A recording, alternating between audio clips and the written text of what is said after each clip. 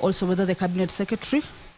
Members, as per the order paper, we were supposed to have 2 cabinet secretaries this morning, the cabinet secretary for Interior and National Administration and the cabinet secretary for Energy and Petroleum, who was supposed to appear this morning to answer to questions from members. We have since received communication. Indeed, yesterday the SBC did take a position with regards to the communication from the office of the CS, Interior and National Administration, that excused him, and this is the wording of the letter that was received. The Cabinet Secretary for Interior and National Administration is not in a position to honor the invitation, and all inconveniences are highly regretted.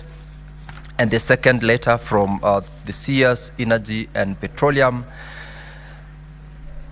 is equally indicating, regrettably, we wish to request for your indulgence to postpone the meeting scheduled for Wednesday, 23rd October 2024 at 9:30 a.m. The CS will be away on official duty from 22nd to 24th of October 2024. Kindly reschedule the meeting to a later date of your convenience. Honorable members, these are the 2 communications from the 2 cabinet secretaries who are supposed to appear before us today, and therefore we will reschedule the appearances to a later date. The order paper had questions for the 2 cabinet secretaries. This question number 044 from the Senator for Siaya County, Dr. Oburu Oginga. Question 56 from Senator Shakila Abdallah. Question 90 from Senator Murgor. Question 70 from Senator Murango. Question 73 from Senator Murango as well. Question 77 from Senator Manzo. 79 from Senator Murango. 84 from Senator Kavindu. Running through to question 92 from Senator Kathuri, 93 from Senator Professor Tom Ojenda, question 94, Professor Tom Ojenda, 104, James Murango, 106, James Murango, 113, Senator Lomenen, and question 114 from Senator Hamida Kibwana. In the absence of the 2 CSS honorable members, we definitely will not belabor that bit. The questions are deferred to the next scheduled sitting that will be done by the SBC. And I'll, out of that, then call upon the clerk to call the next order. Yes, Senator Boni. Thank you, Mr. Speaker. Mr. Speaker, I couldn't agree more with your ruling, but I'm struck by the letter from the Ministry of Interior, and I would like to persuade the Senate that the reason why the Minister for Interior is not in a position, it is because in this House, the House found that the former Deputy President was impeachable and he was removed. And the statement from the chair, Mr. Speaker, sir, was that by dint of that motion, that moment, then Deputy President ceased being a Deputy President. This Parliament subsequently, Mr. Speaker, sir, appointed Professor Kindiki as the Deputy President of Kenya. So at the level of Parliament, the Deputy President of Kenya is Professor Kithure Kindiki. I want to appeal to the Secretariat that stop being superfluous by sending him invitation letters to come and respond on issues of interior. If you have got anything to ask him to come and speak on matters concerning the office of the Deputy President, Mr. Speaker, sir. Thank you very much. I would like to defend the Secretariat because the letters of invitation to the CS were done prior to his appointment and also approval by the National Assembly. But I believe you have a point with regards to what the National Assembly and this House did in the course of last week. Yes, Senator Wambua. You know, I have listened to Senator Alwale as a speaker. Let me just educate him a bit. Words have meaning. Where I sit, there is nobody who has been appointed in the position of Deputy President. There has only been a nomination pending. Chariot, I live in this world. I am in the same Senate with you. I will insist that words have meaning. Maybe where you come from in Kericho, appointment and nomination mean the same thing. In the English dictionary, they mean completely different things, but you can benefit from this if you will. Mr. Speaker, the matter that Senator Alwale is raising, we all know that it is a matter that is being canvassed elsewhere. We can go into that debate if that will be necessary. I don't think it will be. The most important thing, the Speaker, would have been for us then to ask ourselves, because over a period of time now, we have had questions listed for responses. In fact, if you remember, if my memory serves me right, last Wednesday, we had to adjourn the sittings because CSs that were expected did not turn up. Today, the previous Wednesday, today the same thing as happened to the Speaker. Maybe there will be need for proper communication, engagement between the office of the Speaker and maybe the office of the Majority Leader with the Cabinet Office. So, Mr. Speaker, the appearance by Cabinet Secretaries before this House to respond to questions is prioritized. So we don't have a situation where the Speaker, when senators have come here with questions, then we say we are not going to process that business because the CSCs have not appeared. Mr. Speaker, I will continue with the English lessons for both Senator Alwale and Senator Cheruiyot after this session. I thank you, Mr. Speaker.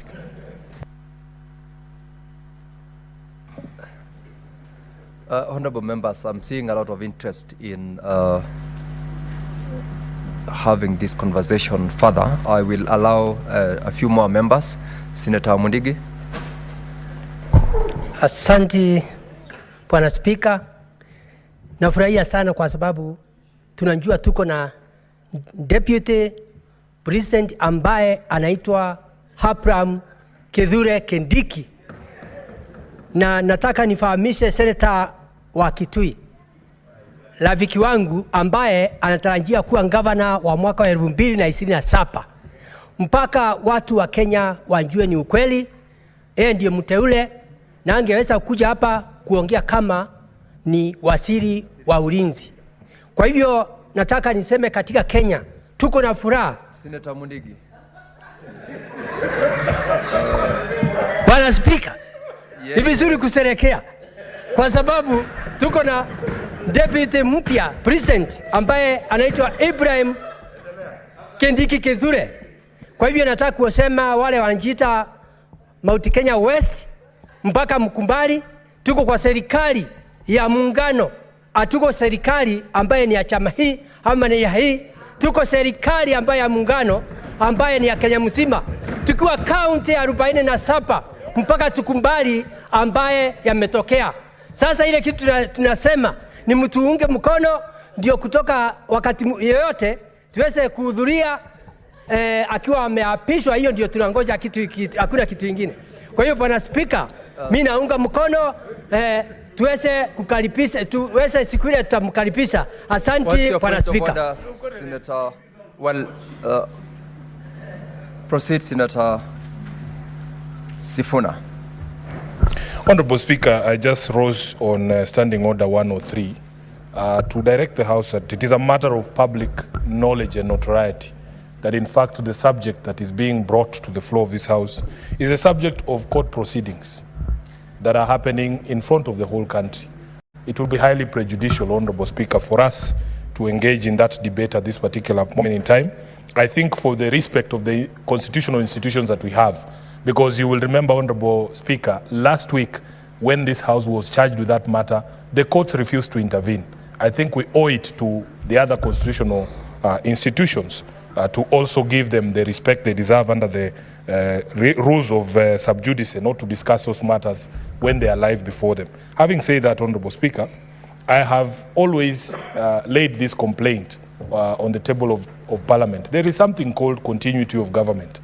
If you look at the matters that are in the order paper, those questions were not even filed last week.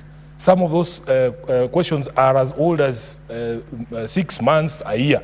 And it is very unfortunate that it takes that long for us to engage with cabinet secretaries, because one of the things that we have tried to do in this House is to stay current. There are many, many matters that are live right now, including matters in the energy docket. And I was expecting to see the Cabinet Secretary for Energy here.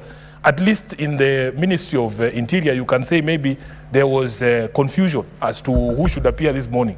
But, Honorable Speaker, the excuse that has come from the Cabinet Secretary for Energy is an excuse that I will never accept before this House, because we have said that constitutionally you must prioritize appearance before this House. We as representatives of the people have a lot of questions to put across to the CS for Energy. Honorable Speaker, we have not had opportunity to have conversations about some of the things that are going on in the country, including the energy contracts that we hear are being signed in respect to that Adani company that has become now notorious.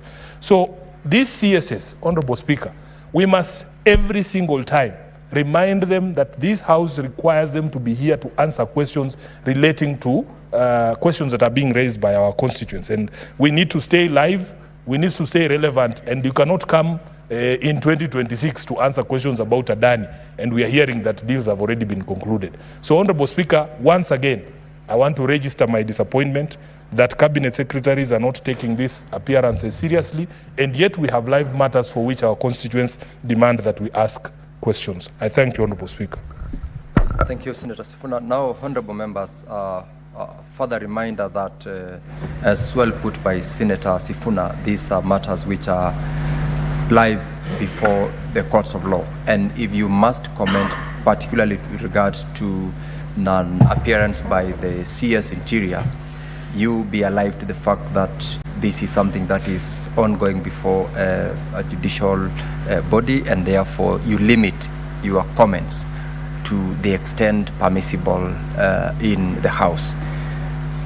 Senator Manzo was in court, so he knows what it means to have such matters discussed on the floor of the House when they are actively being dealt with by our courts of law. Senator, I'll give one more. Senator Mofire. Thank you, Honorable Speaker. Honorable Speaker, I agree with the sentiment of quite a number of us, including Senator Wambua, that the matter before us is being advanced elsewhere. And of course, Honorable Speaker, we are all aware as a House that CS Interior Githore Kindiki has been very faithful to his duty. He has been appearing before this House before. He has been appearing in quite a number of committees. So, and I think because of this, what is happening now between, I think, the last few days, this is exactly why we have not been able to receive CS Interior in this House. But of course, I will also agree with Senator Sifuna, because we have so many other CS who are supposed to appear before us, including the CS Rones. I think I have some pending questions over that matter. So I think we must register some dissatisfaction over that, so that maybe we can compel these people to appear before this House. But this is an obligation, Honorable Speaker, that they are supposed to appear and answer questions related to what is contained in our question.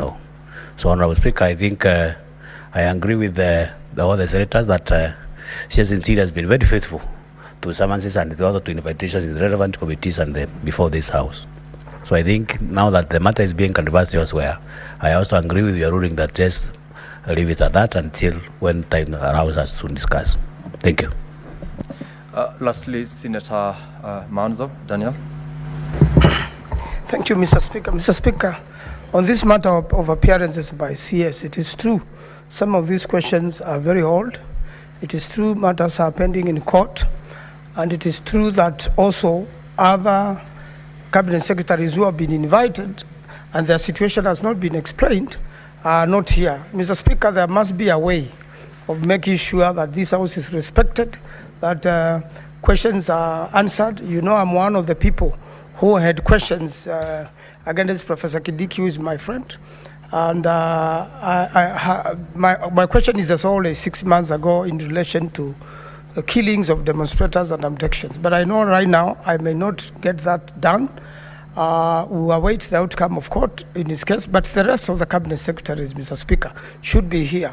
And a stern warning must be sent that if you are going to fail to show up, you have to have a sufficient reason, which is a cabinet meeting or outside the country, and there must be notification to the House. Mr. Speaker, the House must be respected because we represent the counties, we represent the people of Kenya, and we are here on behalf of the people of Kenya who have employed these CSS. I thank you. Thank you, Senator Beatrice Ogola. You will be speaking next, so you will you'll make your comments after the next order is called out. And clerk, please call the next order. Order number 8, motion. Report of the Kenya delegation to the extraordinary session of the 6th Parliament of the Pan-African Parliament held at the Gallagher Convention Centre, Midrand, South Africa from 20th to 27th March 2024. Resumption of debate interrupted on Wednesday, 9th October 2024, morning sitting. Now, honorable members, when the House last sat, Senator Beatrice Ogola was making her contributions to the motion, and you had a balance of 7 minutes to conclude on your contribution.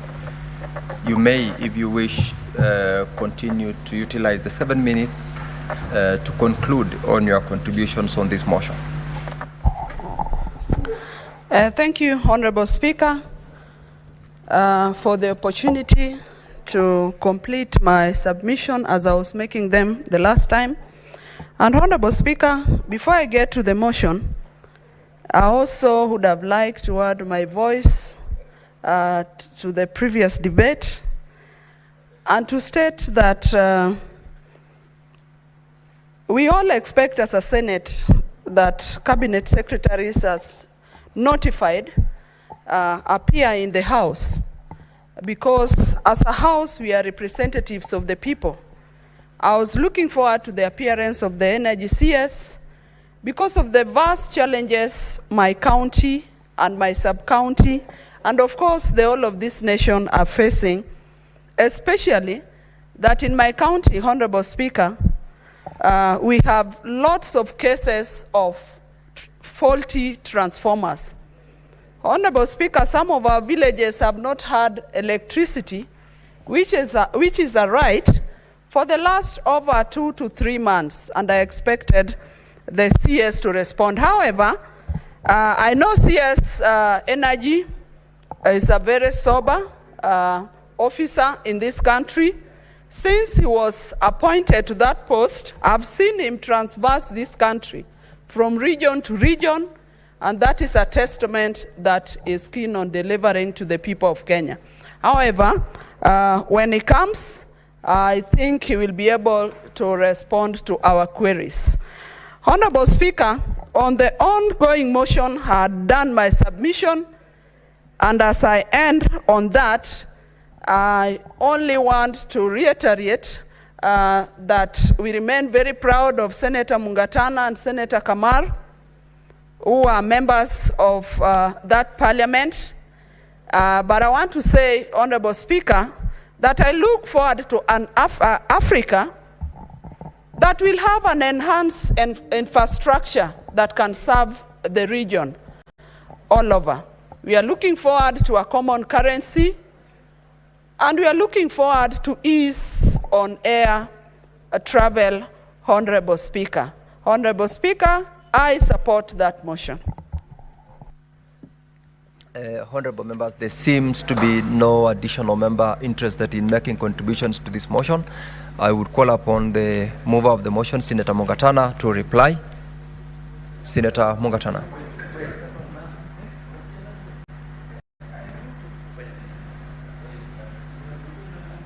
Mr. Speaker, I want to thank you very much for giving me this opportunity to reply to this motion. Mr. Speaker, I want to thank the honorable members who have contributed immensely to this motion. It started last week, and today we have closed it. Mr. Speaker, I want to thank Professor Kamar, Honorable Ogola, and many other members who spoke to this motion. I appreciate the valued contribution they have made to this motion.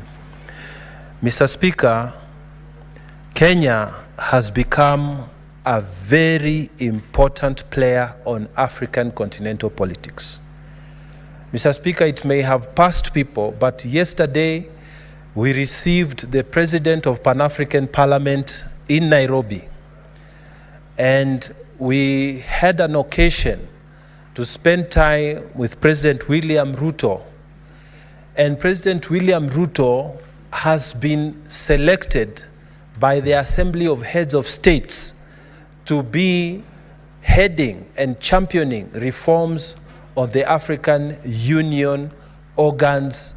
And Mr. Speaker, we had a very, very good meeting in State House where some of the issues that revolve around the reforms that need to take place within the organs of African Union as per the mandate of President Ruto, and also within Pan-African Parliament as per the mandate of the President of Pan-African Parliament, Chief Fortune Charumbira. Mr. Speaker, he was accompanied by the Deputy President, the third Deputy President, and other members of Parliament from different countries across Africa. And all of them, Mr. Speaker, they didn't speak to us, but they actually attested to His Excellency the President the role that the members of Parliament from Kenya and the role that we have played within the Pan-African Parliament. Mr. Speaker, I sit in the Monetary and Financial Affairs Committee of Pan-African Parliament. Honorable Professor Kamar sits in the Education Committee. Honorable Majimbo Kalasinga sits on the Infrastructure Committee. Honorable Pasaris sits on the Trade Committee. Honorable Mokami sits on the Integration Committee.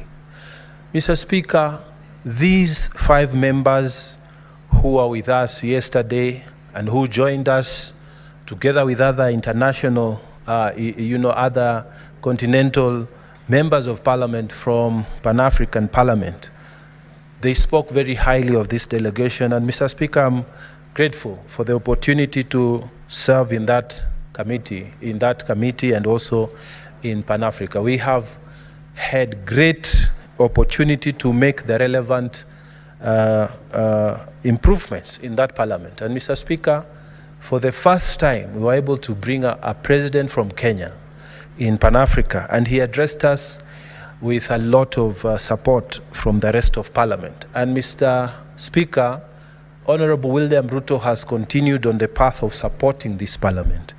He has also proposed some changes in keeping with his authority as the new champion for reforms for the entire organs of African Union. So Kenya has taken its central place.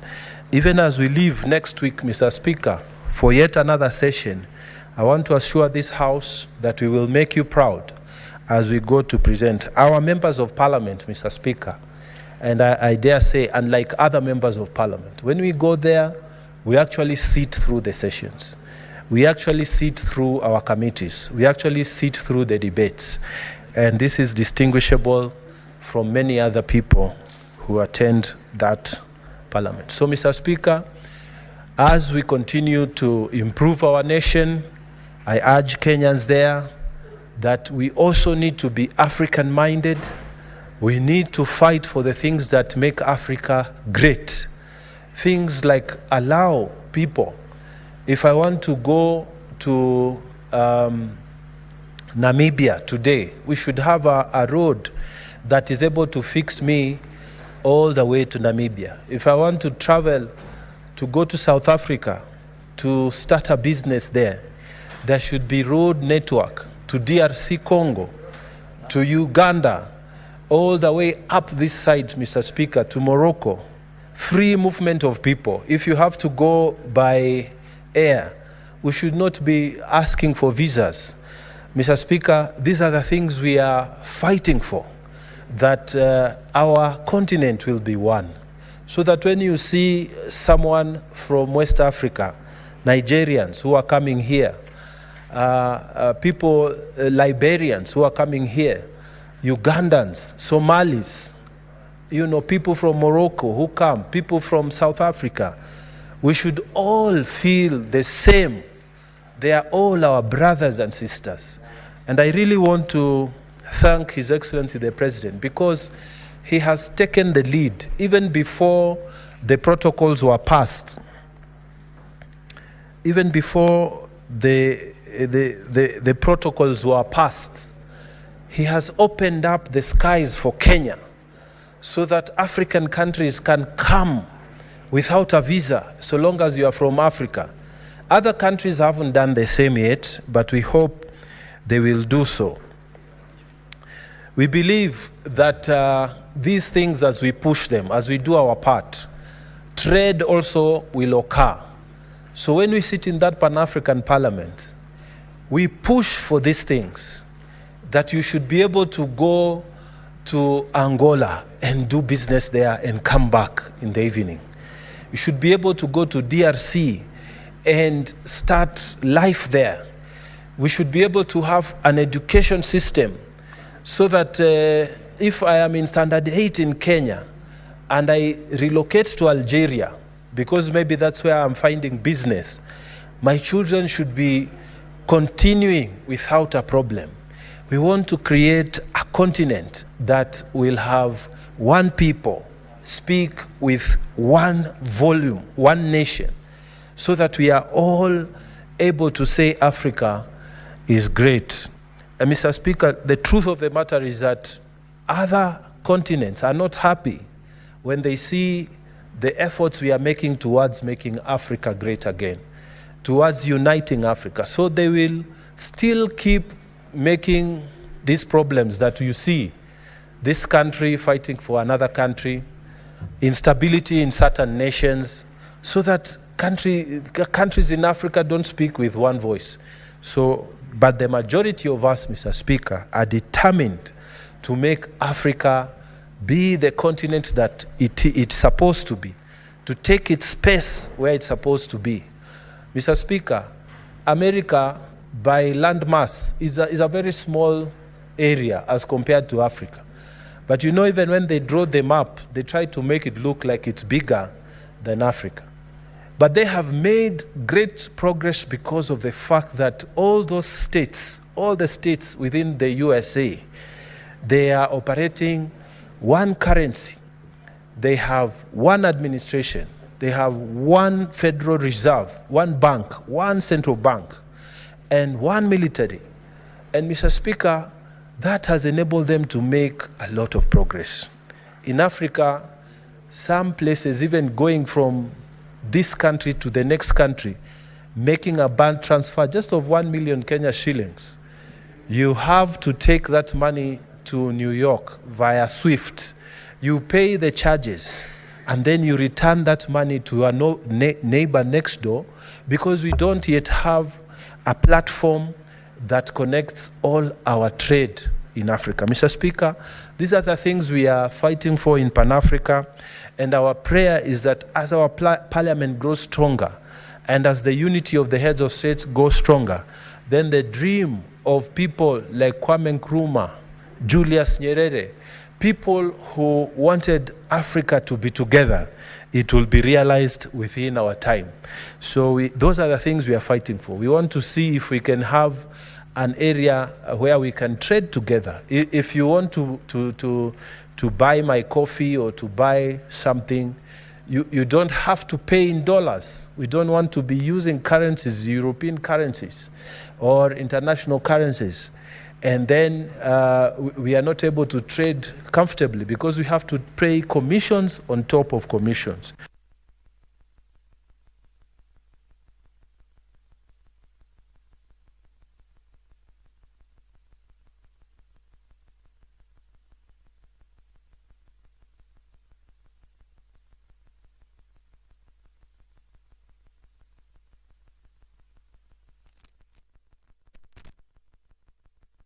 Kenya has taken its central place. Even as we leave next week, Mr. Speaker, for yet another session, I want to assure this House that we will make you proud as we go to present our members of Parliament, Mr. Speaker. And I dare say, unlike other members of Parliament, when we go there, we actually sit through the sessions. We actually sit through our committees. We actually sit through the debates. And this is distinguishable from many other people who attend that parliament. So, Mr. Speaker, as we continue to improve our nation, I urge Kenyans there that we also need to be African-minded. We need to fight for the things that make Africa great. Things like allow people, if I want to go to Namibia today, we should have a road all the way to Namibia. If I want to travel to go to South Africa to start a business there, there should be road network to DRC Congo, to Uganda, all the way up this side, Mr. Speaker, to Morocco. Free movement of people. If you have to go by air, we should not be asking for visas. Mr. Speaker, these are the things we are fighting for, that our continent will be one. So that when you see someone from West Africa, Nigerians who are coming here, people, Liberians who are coming here, Ugandans, Somalis, you know, people from Morocco who come, people from South Africa, we should all feel the same. They are all our brothers and sisters. And I really want to thank His Excellency the President, because he has taken the lead even before the protocols were passed. Even before the protocols were passed, he has opened up the skies for Kenya so that African countries can come without a visa so long as you are from Africa. Other countries haven't done the same yet, but we hope they will do so. We believe that these things, as we push them, as we do our part, trade also will occur. So when we sit in that Pan-African Parliament, we push for these things, that you should be able to go to Angola and do business there and come back in the evening. You should be able to go to DRC and start life there. We should be able to have an education system so that if I am in standard 8 in Kenya and I relocate to Algeria, because maybe that's where I'm finding business, my children should be continuing without a problem. We want to create a continent that will have one people, speak with one volume, one nation, so that we are all able to say Africa is great. And Mr. Speaker, the truth of the matter is that other continents are not happy when they see the efforts we are making towards making Africa great again, towards uniting Africa. So they will still keep making these problems that you see, this country fighting for another country, instability in certain nations, so that countries in Africa don't speak with one voice. So, but the majority of us, Mr. Speaker, are determined to make Africa be the continent that it's supposed to be, to take its space where it's supposed to be. Mr. Speaker, America, by landmass, is a very small area as compared to Africa. But you know, even when they draw the map, they try to make it look like it's bigger than Africa. But they have made great progress because of the fact that all those states, all the states within the USA, they are operating one currency. They have one administration. They have one Federal Reserve, one bank, one central bank, and one military. And Mr. Speaker, that has enabled them to make a lot of progress.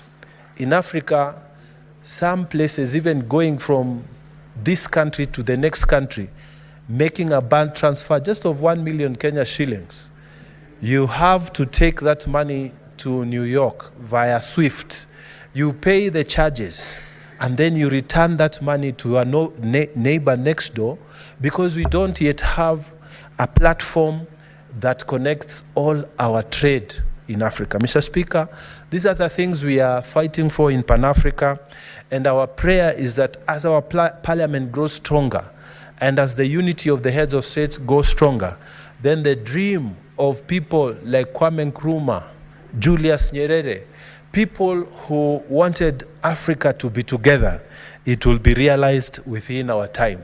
So those are the things we are fighting for. We want to see if we can have an area where we can trade together. If you want to buy my coffee or to buy something, you don't have to pay in dollars. We don't want to be using currencies, European currencies or international currencies.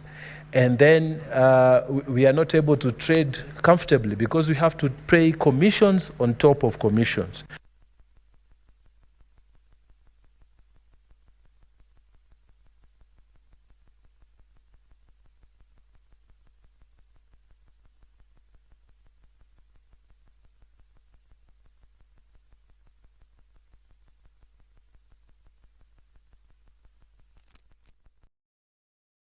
Order number 9, motion, report of the Standing Committee on Education on a petition to the Senate regarding the discrimination by Teachers Service Commission on payment of hardship and enhanced house allowances to some teachers in Kilifi and Taita Taveta counties. The chairperson, Standing Committee on Education, Senator Newto. Any member of that committee?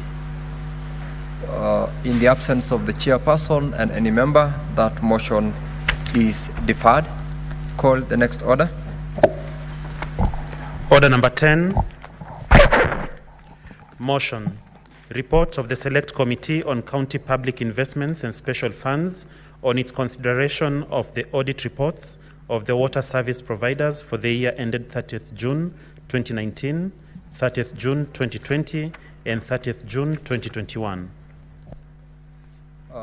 The chairperson, Committee on County Public Investments and Special Funds, Senator Osotsi. Yes, Senator Sifuna.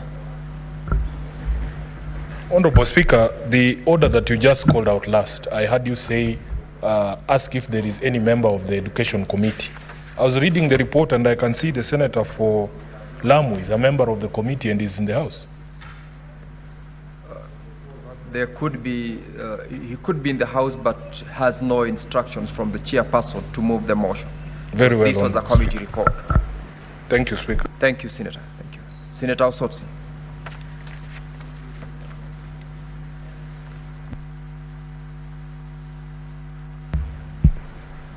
Speaker, I wasn't. I have not yet received the notes from the clerk. She's on the way coming, but nevertheless, I understand this motion very well. I'll proceed.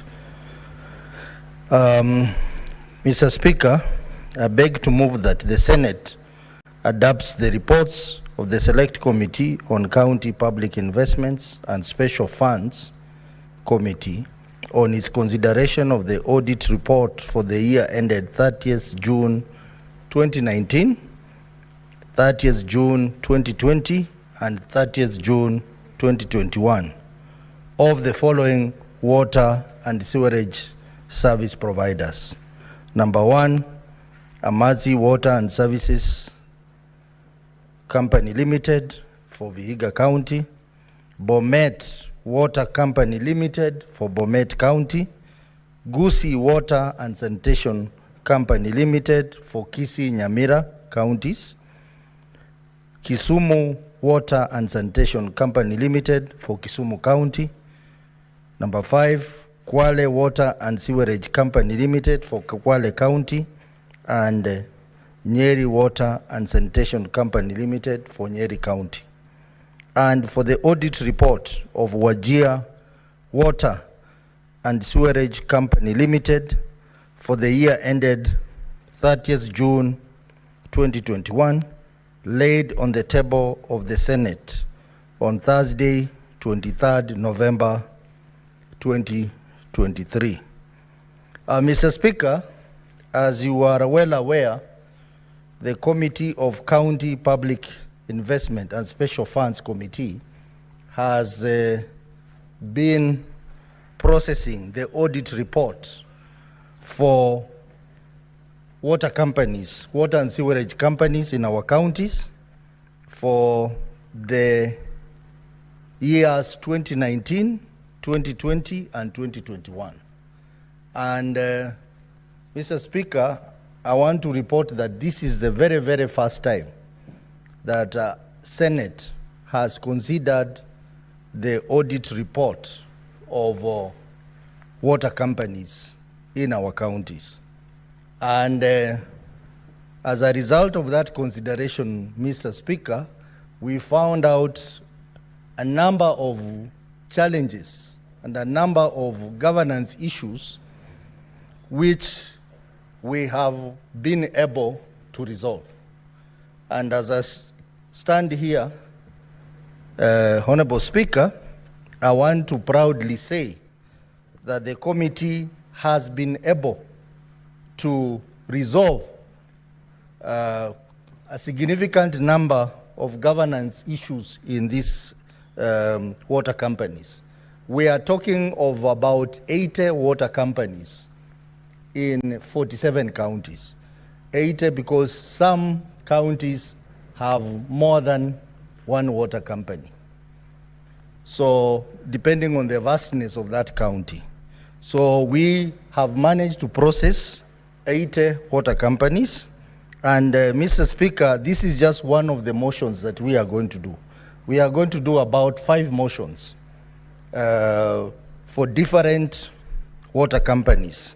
So this is the very first one that we are engaging. We have others which we are also going to look at, but the story is the same.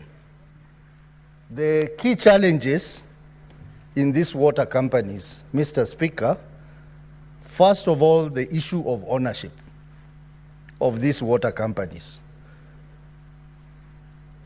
Nearly all these water companies were not directly owned by the county government. And the Water Act specifically provides that the county government will be 100% shareholding in these companies. When we moved into these companies, we realized that there were a number of gaps that needed to be handled on the matter of ownership. Through our very innovative approach to the matter, we issued interim recommendations to various counties. And one of the key recommendations that we gave was that we needed counties to speed up and own these water companies. I am happy to report that nearly all the 47 counties now fully own the water companies. The other issue, Mr. Speaker, was the issue of mismanagement of these water companies. Most of these water companies are mismanaged. Some of them are quite a number, in fact, quite a number, Mr. Speaker, are insolvent. They cannot even pay salaries. They cannot even pay for electricity. In fact, most of the counties, county governments are the ones paying for electricity bills for these water companies. So basically, there are companies which are on deathbed being financed to do critical operations like payment of salaries, payment of water bills by the county government.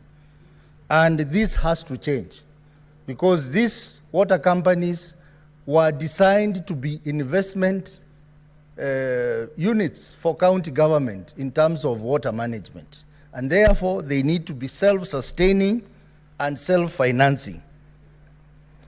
The other important challenge that we found out is there's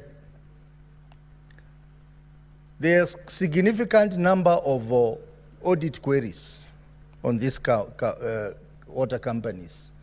Most of these audit queries have not been resolved for all these years. One reason is because Senate has not been looking at the audit report, and therefore there are outstanding issues that have not been resolved to date. So all these audit queries, which are specified in the respective report, have also been addressed by the committee. The queries which have high fiduciary risk, Mr. Speaker, we have had to forward them to the various institutions, including the EACC and other investigative arms of the government. So, Mr. Speaker, in our meetings, we received a number of written and oral evidence from the governors in response to the various audit queries that were raised by the Auditor General and the reports which were under consideration for the dates I have specified.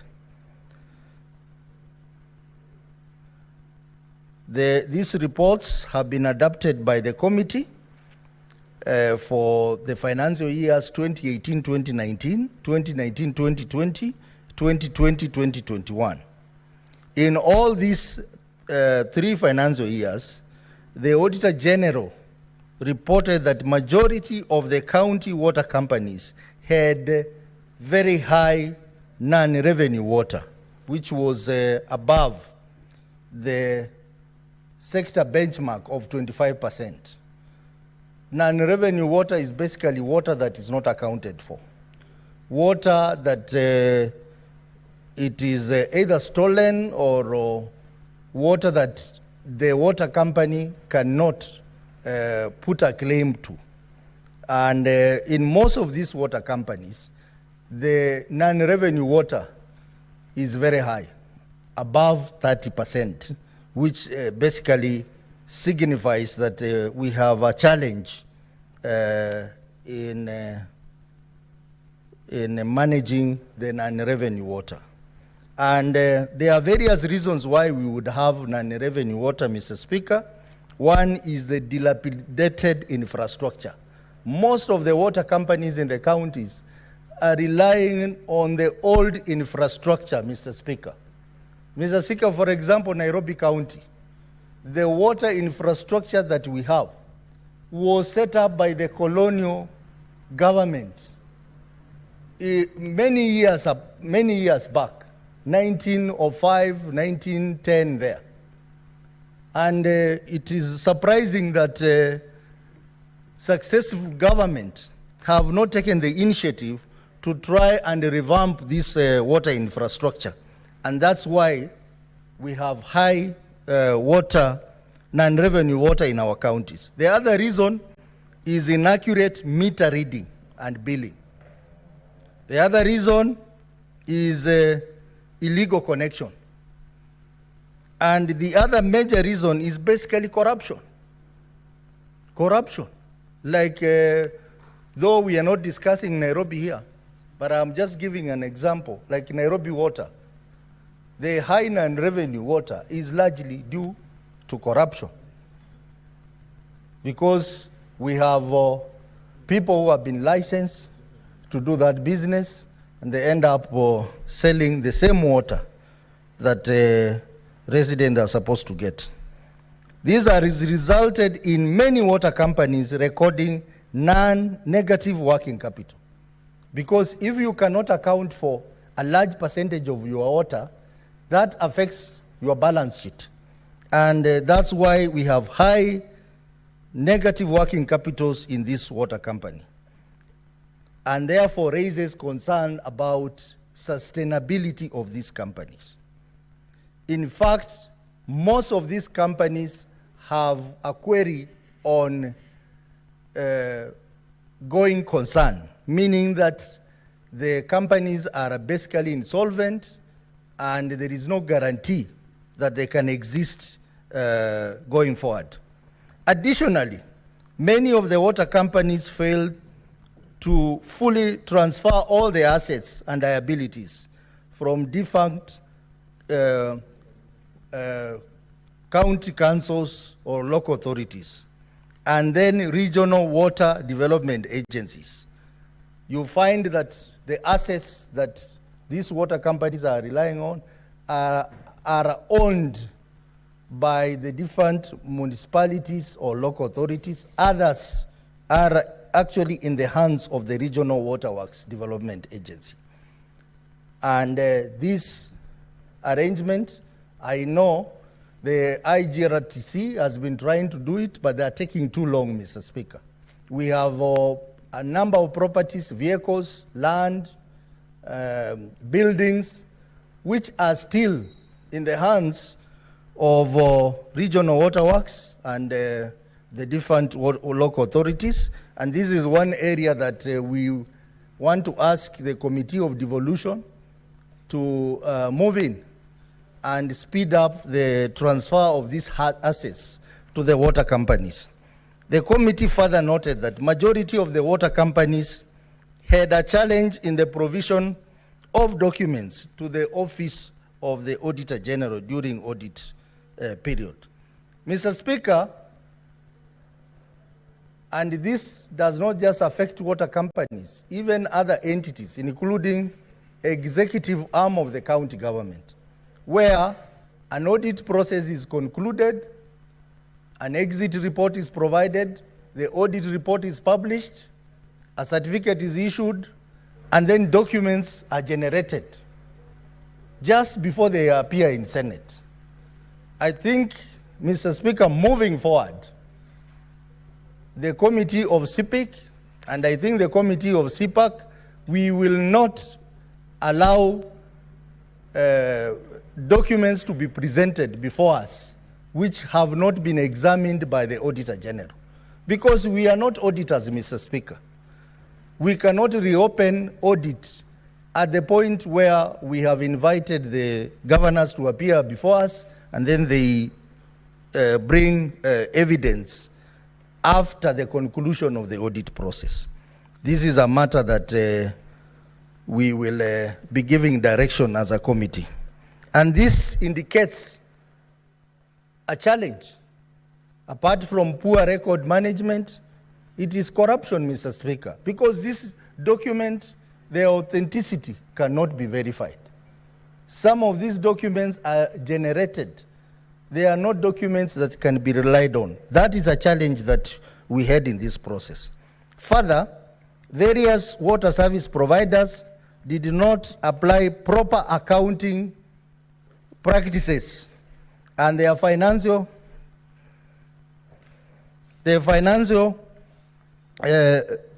reports contain numerous inaccuracies and errors, and this resulted to inadequate reporting and not presenting the actual accurate position of their financial operation. Mr. Speaker, for example, Wajir, to date, we have not fully concluded on Wajir because the reports have high inaccuracies, errors, and they cannot be relied on to give a proper report. That also applies to counties like Tana River, Garissa, counties like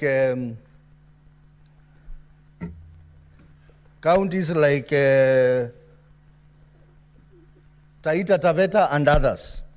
So, Mr. Speaker, this is another challenge. But I think the idea of this committee, the CP committee, to engage counties on this report was very timely and worthy, because we understand that Senate has not been looking at this, but this gave us an opportunity to now establish a proper framework for governance of these water companies. And I'm sure, Mr. Speaker, moving forward, we'll begin to see some significant changes in the way these water service providers are managed, Mr. Speaker. The committee further noted that during that period under review, most of the water companies had weaknesses in executing their budgets. Budget control and performance was a key query in all these water companies. Most of these budgets were not approved by the county assemblies. Most of these budgets were not balancing. Most of these budgets were not made after a very elaborate planning process. They were just done because it is a requirement. So we have a serious problem with budget control and performance in these companies.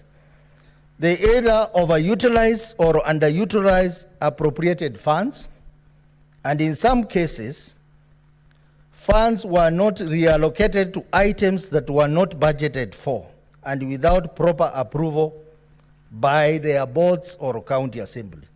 In addition, various water companies failed to comply with the provision of Public Finance Management Act 2012, Public Audit Act 2015, Public Finance Management County Government Regulations 2015, the Water Act 2016, the Company Act 2015, the Income Tax Act Cap 470 of 1974, the Retirement Benefit Act 1997, the Pension Act 1942, the County Government Act 2012, the Accountants Act 2008, and the Water Service Regulation Board WASREB regulations.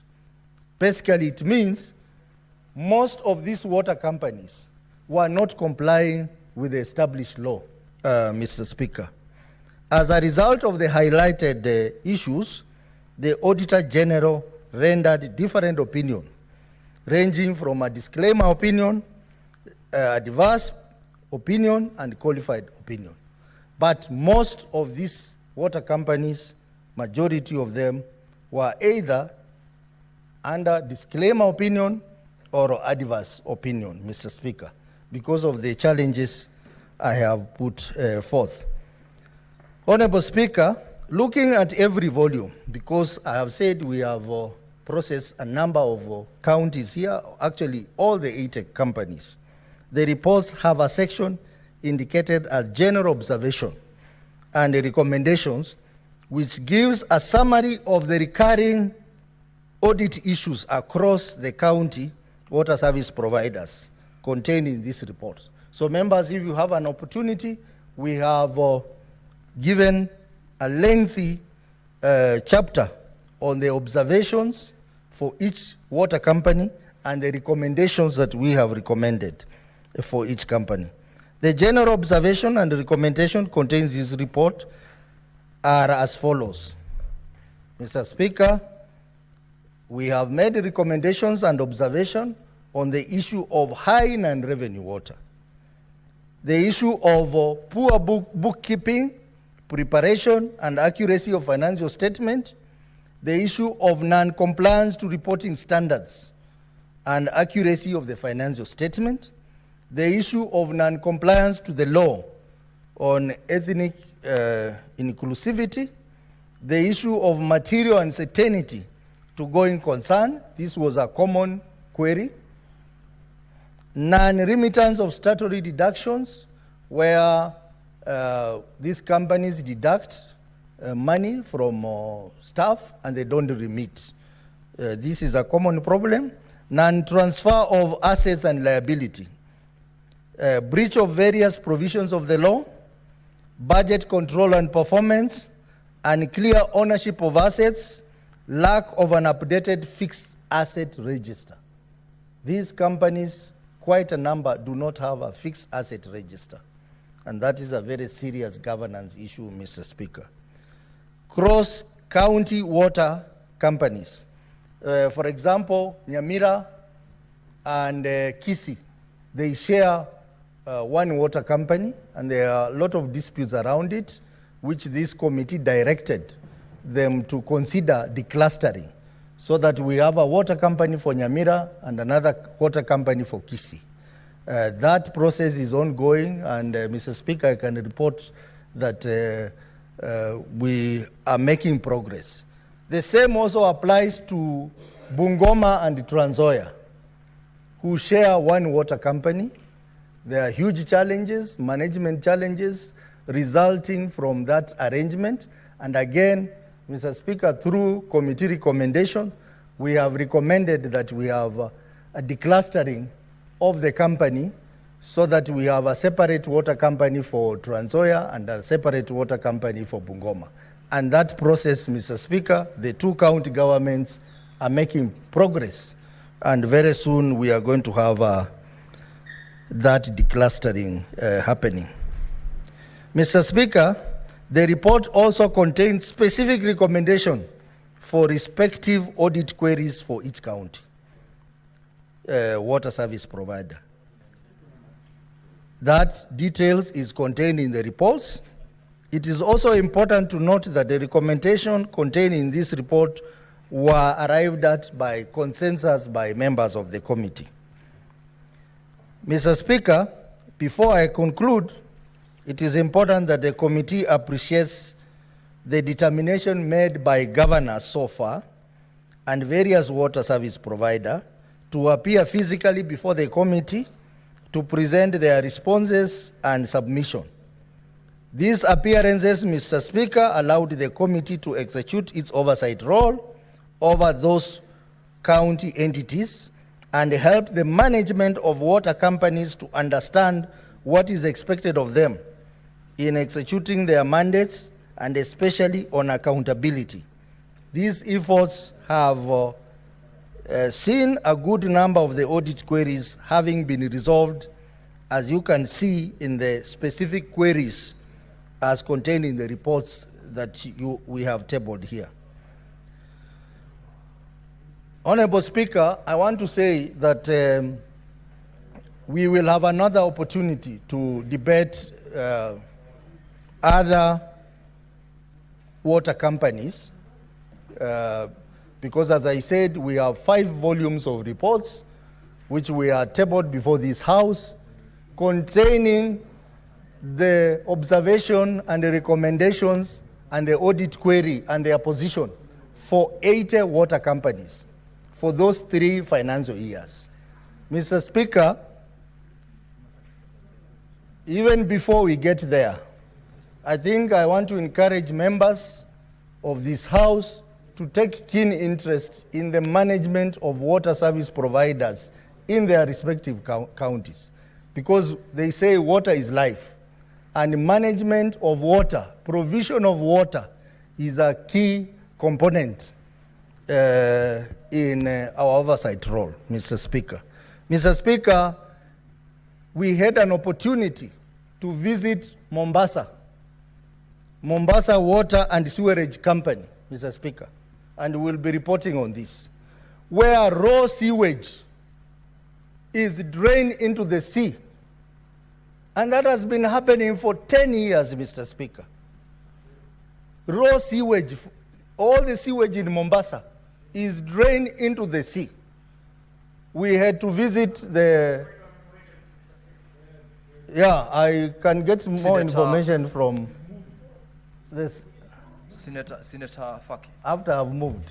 Allow the Honorable Senator to conclude. Senator Sotsi, proceed. Mr. Speaker, we visited Mombasa and we saw it for ourselves. And it was a sad moment to see all the raw sewage being drained into the sea for 10 years. And nothing is being done about it. Mr. Speaker, we will also be bringing a report on that. And this is a serious issue. It can even affect our global positioning as a country. How can we allow this to happen under our watch, Mr. Speaker? Mr. Speaker, there are issues about management of water in our key counties, key cities. We have a problem, a serious problem, with the Nairobi Water and Sewerage Company. We have a serious problem in Mombasa. We have a serious problem in Nakuru.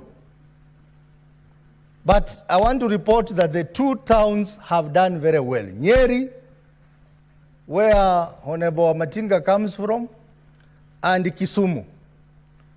I think these other county cities should go and learn something there. But even within the counties, the water service providers are on the deathbed. I am happy that some governors did not even know that water companies belong to the county government.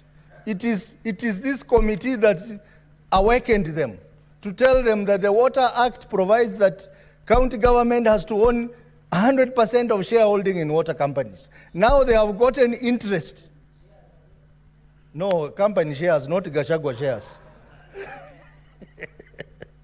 You know, Senator Cheragei is a proponent of the impeached deputy president.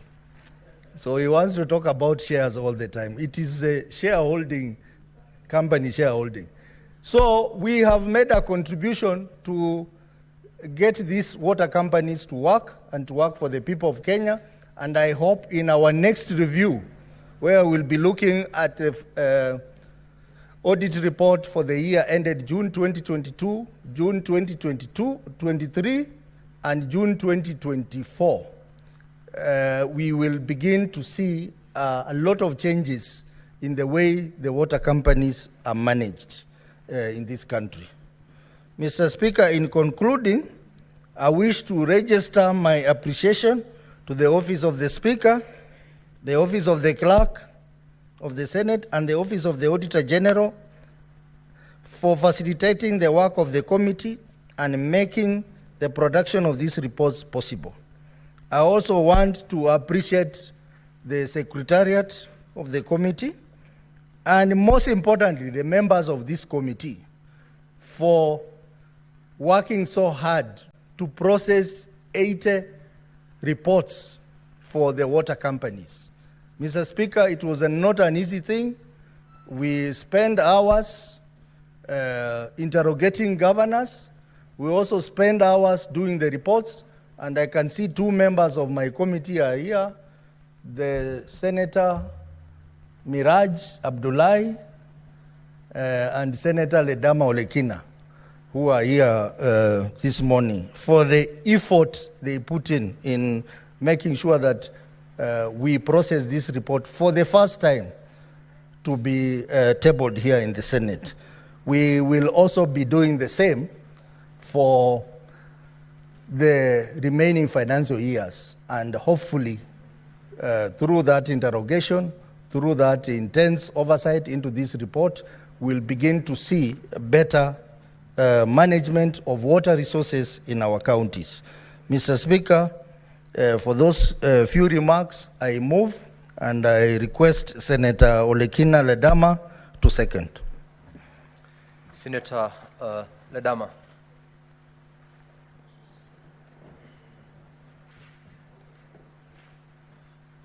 Mr. Speaker, I rise to second the report on the Select Committee on County Publics and Investment Committee, the Auditor General for the financial statement for the following counties, water service providers for the financial year 2018, 2019, and 2020-2021. These counties that have already been listed by the mover of this motion I will restrict myself to the observations that we made during the inquiry into this, the way this county manage their water resources. Mr. Speaker, one of the biggest problems is that a lot of these counties, the water companies were being run by the board without the input of the county governors. In fact, in most cases, the county governors appeared before a committee and they raised concern as to why they were taking oath and responding to issues which they really did not understand. These water companies were being run autonomously by the board, and it brought in a lot of conflict on how they can be able to manage the resources. Yes, the CCM in charge of water and sanitation for each of the counties were represented in those boards, and they worked tirelessly to be able to set up budgets that can be able to allow them run these water companies. But the problem has already been explained by my colleague, had to do with an issue where you find in Bungoma and Trans Nzoia counties, there's one water company. You go to Kisii and Nyamira, there's one water company. So it brings in the issues of autonomy on which county can be able to generate more resources. So when we looked at that, our committee highly recommended that each of the 47 county governments have their own water companies. We also had a big issue looking at the issues of regional water bodies. The Constitution is quite clear in terms of water and sanitation. Water and sanitation are devolved to the county governments. However, if you look at the third schedule of the Constitution, the national government also has a role to play when it comes to the issue of protecting water sources, securing sufficient residual water, hydraulic engineering, and safety of dams. When we sit in this house, Mr. Speaker, we also confuse the whole process. Because I remember there was, during the time when we were interrogating these counties on how they're managing their water resources, there was a Water Act which was being amended. And if you notice, the proponent of that Water Act were moving away all the functions of managing even local companies to the national government. So that brought in a huge conflict. And I think it's about time that all of us now look at how we can be able to really fight for devolution. One of the key recommendations of our committee was that each of the 47 counties have got to look at their resources so that we can avoid this non-revenue water. They look at what they need from these regional bodies, but ultimately work towards managing their own resources. My colleague has already elaborated clearly on the losses that each of these companies were getting. There was a lot of unaccounted for water, and this unaccounted for water came in as a result of dilapidated infrastructure because there's so many leakages. So when you come to a situation where two counties share one company, and then water is bought from another company or from another county, by the time the water gets there, if you calculate how much was sold to those companies versus how much they generate after they sell the water, you'll realize that there's so much losses, which also led to a lot of financial mismanagement. When we are looking at the case of Nairobi, Mr. Speaker, it was very difficult to be able to tell how much was that company earning. In fact, some of these companies ended up just being, sort of like corruption's dens, where people who work in these companies end up just starting their side water companies, buying water bowsers, so that they can be able to sell, because the mismanagement in the companies that were running water services was so high such that it was impossible to be able to ensure sufficient water supply. And this is the function of the national government. The national government has got to ensure that there is a sufficient sustainability of water supply to all the counties. So, Mr. Speaker, this was the first time that this Senate was looking at these water bodies. There's still a lot of work that ought to be done, quite a lot of work. And one of our recommendations was that, and I don't know whether that recommendation found itself in the report, is that each of the 47 county senators must now be able to interact on a very close watch with the water companies to ensure that these water companies, first of all, understand their budgets. Secondly, that the county governments allocate budgets to them. But these water companies must also be run to be able to produce enough water, which is sustainable to be able to provide for all the citizens of these sub-counties. And on top of that, we also have to deal with the issue of sanitation. You'll find that some companies only deal with the supply of water. But when it comes to the issue of sewage and sanitation, it is left for programs to be funded by the World Bank. We have to be very clear that these are our responsibilities. Today, Mr. Speaker, you will understand that there is a lot of shift on the role that the World Bank and the IMF plays in countries. Burkina Faso, as a country, the ruler of that country has said no to the support of IMF. IMF continue to rate our countries. In fact, today, a friend of mine sent me a small note and said, this is what is important to us, where the IMF has already downgraded Kenya and has portrayed a very dark future for Kenya just because we want to be able to control ourselves. So this trickles down. So our water companies must now be the responsibilities of the county governors, because the county governor is the CEO of that county. And if the CEO does not know how the waters are being run in those counties, it becomes very problematic. We now have a ministry on the blue economy. I think it is important that those water companies and that Ministry for Blue Economy work together to be able to set up huge dams, to be able to ensure that we have reservoirs. We have a big problem when it comes to Nairobi, as an example. The water from Nairobi comes from, I believe, Moranga, or maybe the next county, and it passes through, and there are counties that do not have water, so the water comes here. So we need to now start asking ourselves, how do we ensure that there is sufficient water that can be able to sustain the residents of Nairobi by investing in big water reservoirs? This is a responsibility of the national government. If the national government can just take the third schedule, or the fourth schedule, and look at what their role is, and they put resources there, then we can be able to make a lot of difference. Mr. Speaker, let me reiterate again on the importance of each of the 47 counties establishing their own water companies, and they run them as a resource. They realign their own existing resources. We have a lot of water is washed away. Some of us who are farmers, we tap this water. If you go along most of the riverbanks, you will see people using the water which eventually will drain into the lake and using it for irrigation. We can as well encourage county governments to be able to establish water reservoirs where they can be able to tap into this water.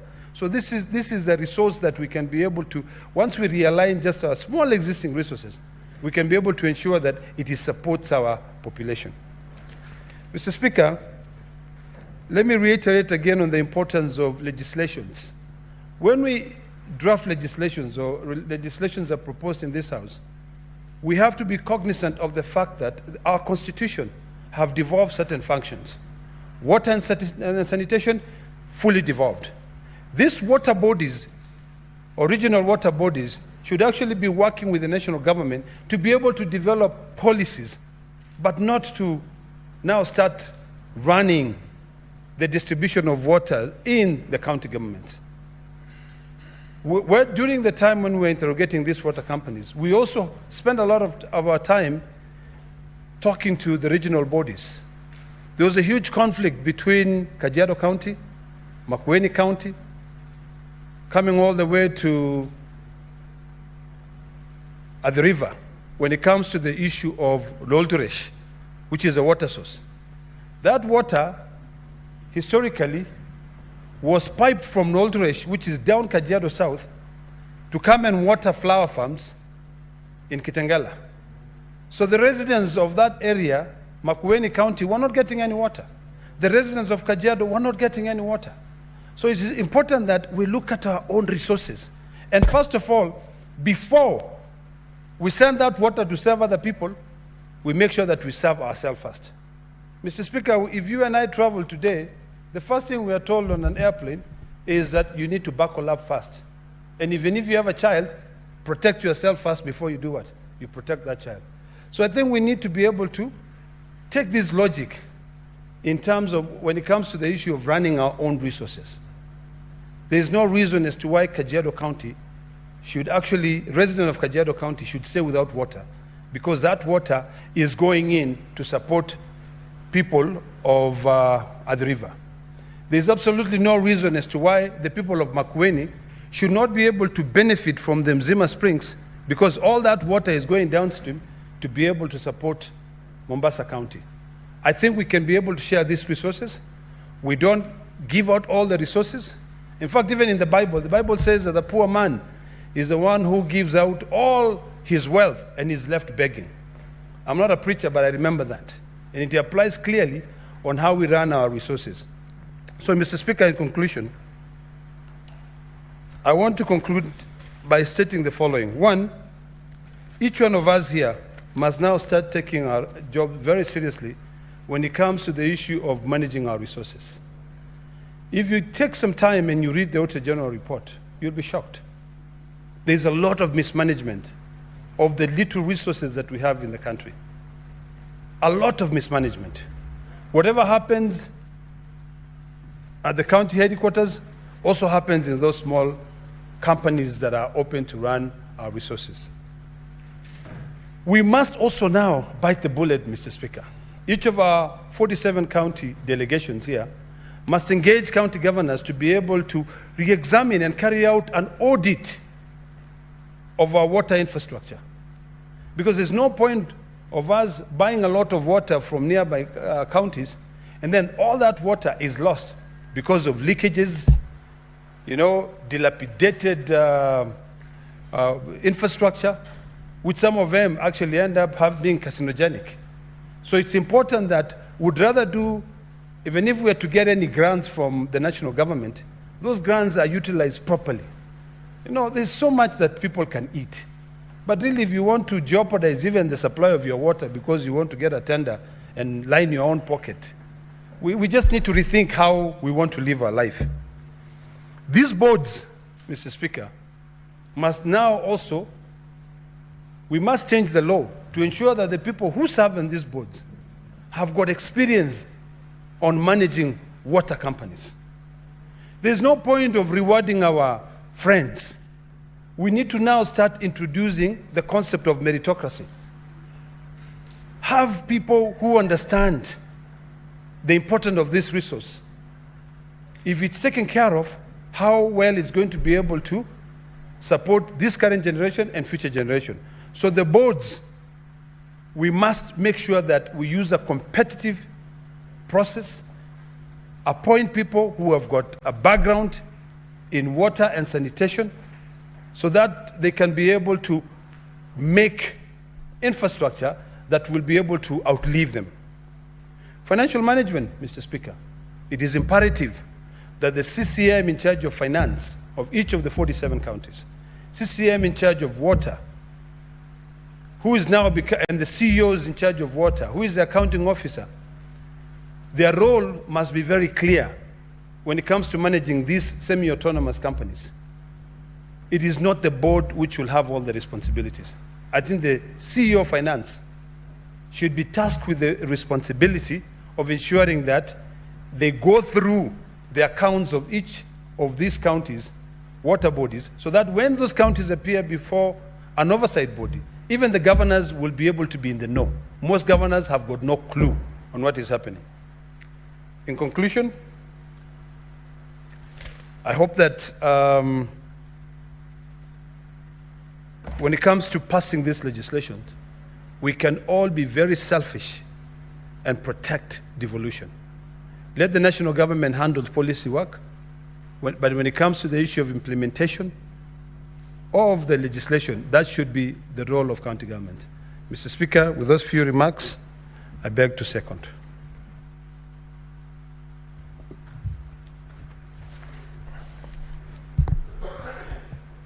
Now, honorable senators, I propose the question that the Senate adopts the reports of the Select Committee on County Public Investments and Special Funds on its consideration of the audit reports for the year ended 30th June 2019, 30th June 2020, and 30th June 2021 of the following water service providers. 1. Amatsi Water Services Company Limited, Vihiga County; Bomet Water Company Limited, Bomet County; Gusii Water and Sanitation Company Limited, Kisii/Nyamira Counties; Kisumu Water and Sanitation Company Limited, Kisumu County; Kwale Water and Sewerage Company Limited, Kwale County; and Nyeri Water and Sanitation Company Limited in Nyeri County. And the audit report of the Wajir Water and Sewerage Company Limited for the year ended 30th June 2021, laid on the table of the Senate on Thursday, 23rd of November 2023. Now, honorable senators, this motion is open for debate, and I will call upon the members who have requested to speak to this particular motion. I'll start with Senator Danson Buya Mugatana.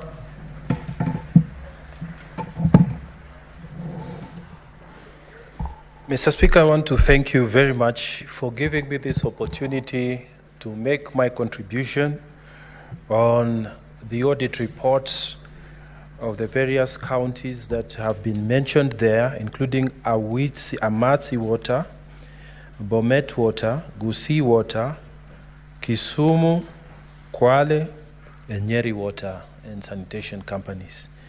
Mr. Speaker, before I make my contribution, I wish to join other leaders in extending my best wishes to the students of Tana River County who are sitting their exams, and for the rest of Kenya, wishing them well and wishing them the very best. We all pass through there, so just take heart and do the best you can, and God will be with you. Mr. Speaker, secondly, I wanted to acknowledge the industry hard work that has been put by the chair of this committee. Mr. Speaker, they have done a tremendous job as a team, and I have appeared before them when Tana River was appearing, and I know that we have a very capable chairman, Ososi, Vice Chairman Professor Ojienda, and the rest of the team. We thank you because you have made this Senate proud. Mr. Speaker, many issues have been raised about the companies that have been mentioned and whose report is before this Senate for consideration.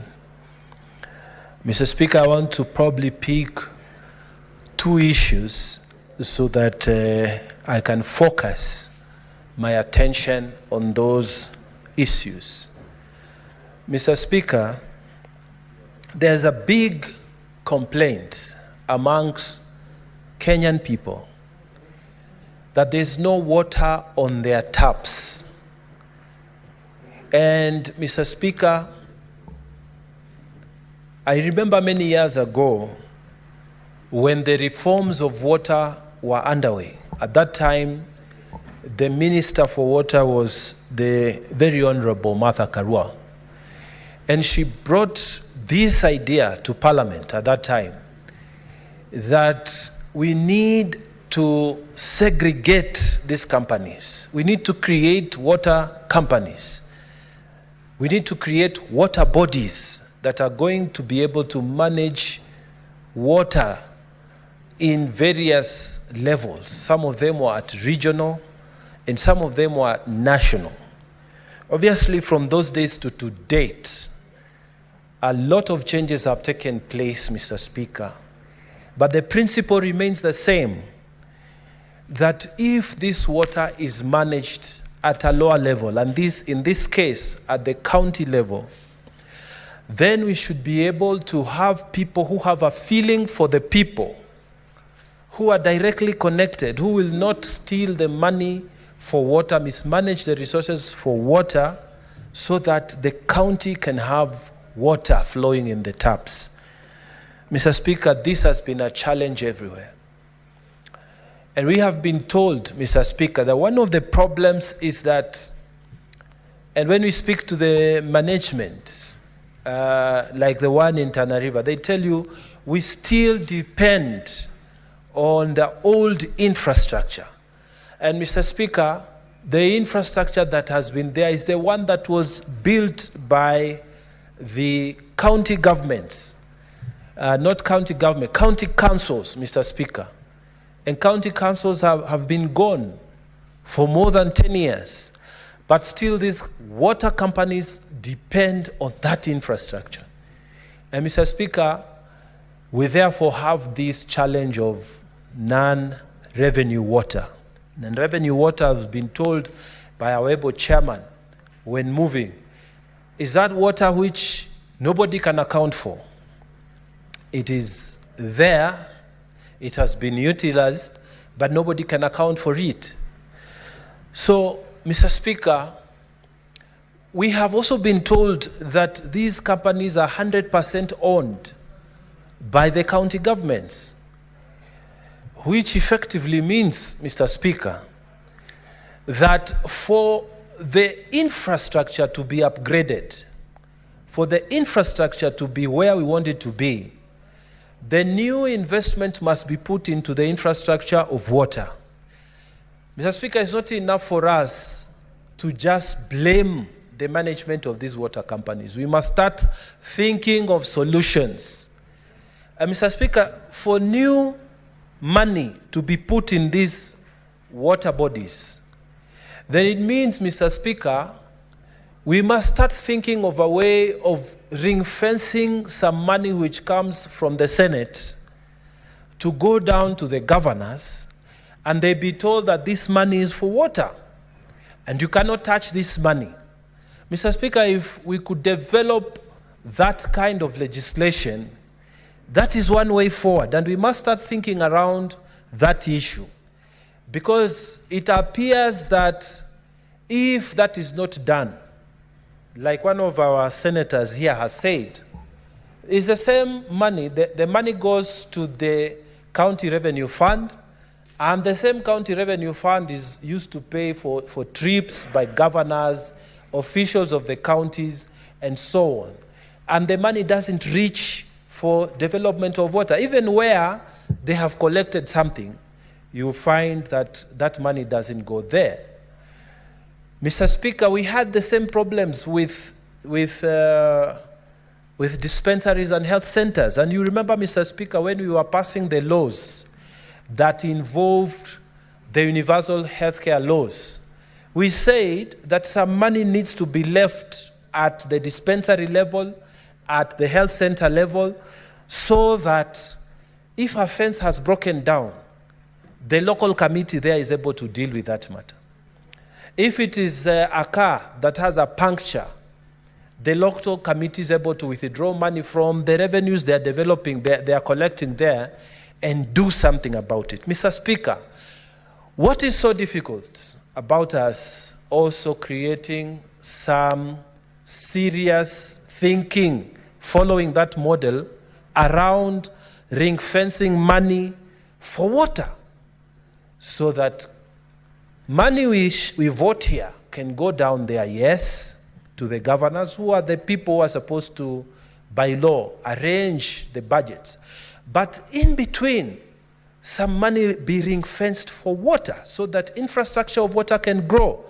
Because no matter what we say, Mr. Speaker, no matter what we do, if the infrastructure of water that we want to use in 2024 is the same infrastructure in Tana River County, for example, that was set up in 1960s by the Tana River County Council.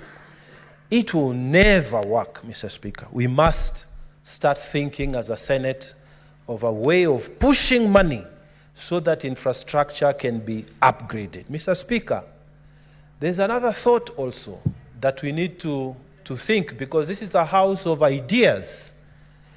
Mr. Speaker, 100% we have been told is owned by, the shares are owned by the county governments.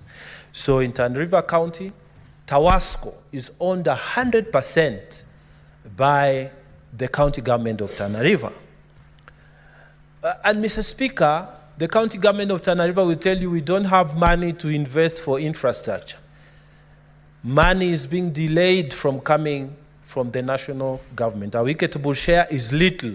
Tana River government will tell you we do not have sufficient funds to do fresh investments. Then, Mr. Speaker, why can't we start focusing on finding a way within the law to unlock that 100% shareholding?